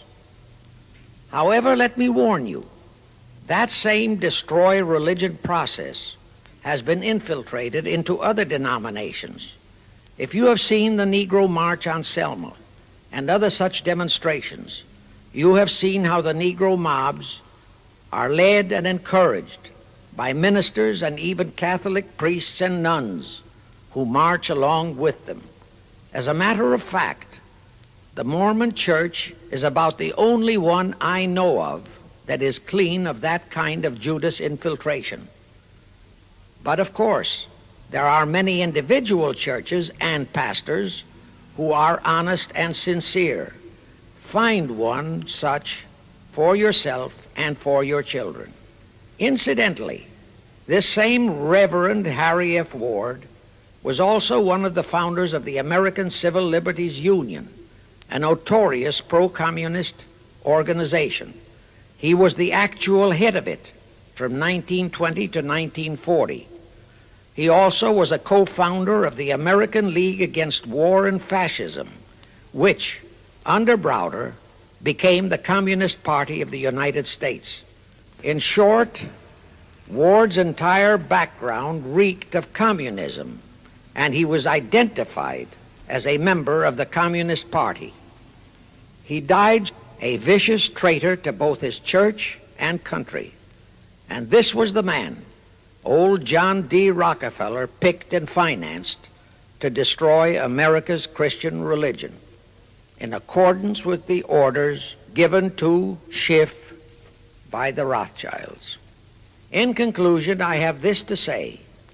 You probably are familiar with the story of how one Dr. Frankenstein created a monster to do his will of destroying his chosen victims, but how instead, in the end, that monster turned on his own creator, Frankenstein, and destroyed him.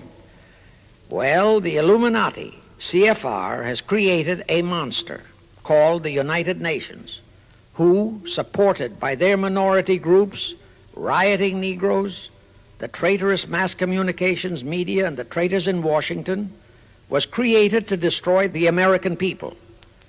Well, we know all about that many-headed Hydra monster. We know the names of those who created that monster. We know all their names. And I predict that one fine day the American people will come fully awake and cause that very monster to destroy its creator. True, the majority of our people are still being brainwashed, deceived, and deluded by our traitorous press, TV, and radio, and by our traitors in Washington. But surely, by now, enough is known about the UN to stamp that outfit as a deadly, poisonous rattlesnake in our midst. My only wonder is what it will take to awaken and arouse our people to the full truth.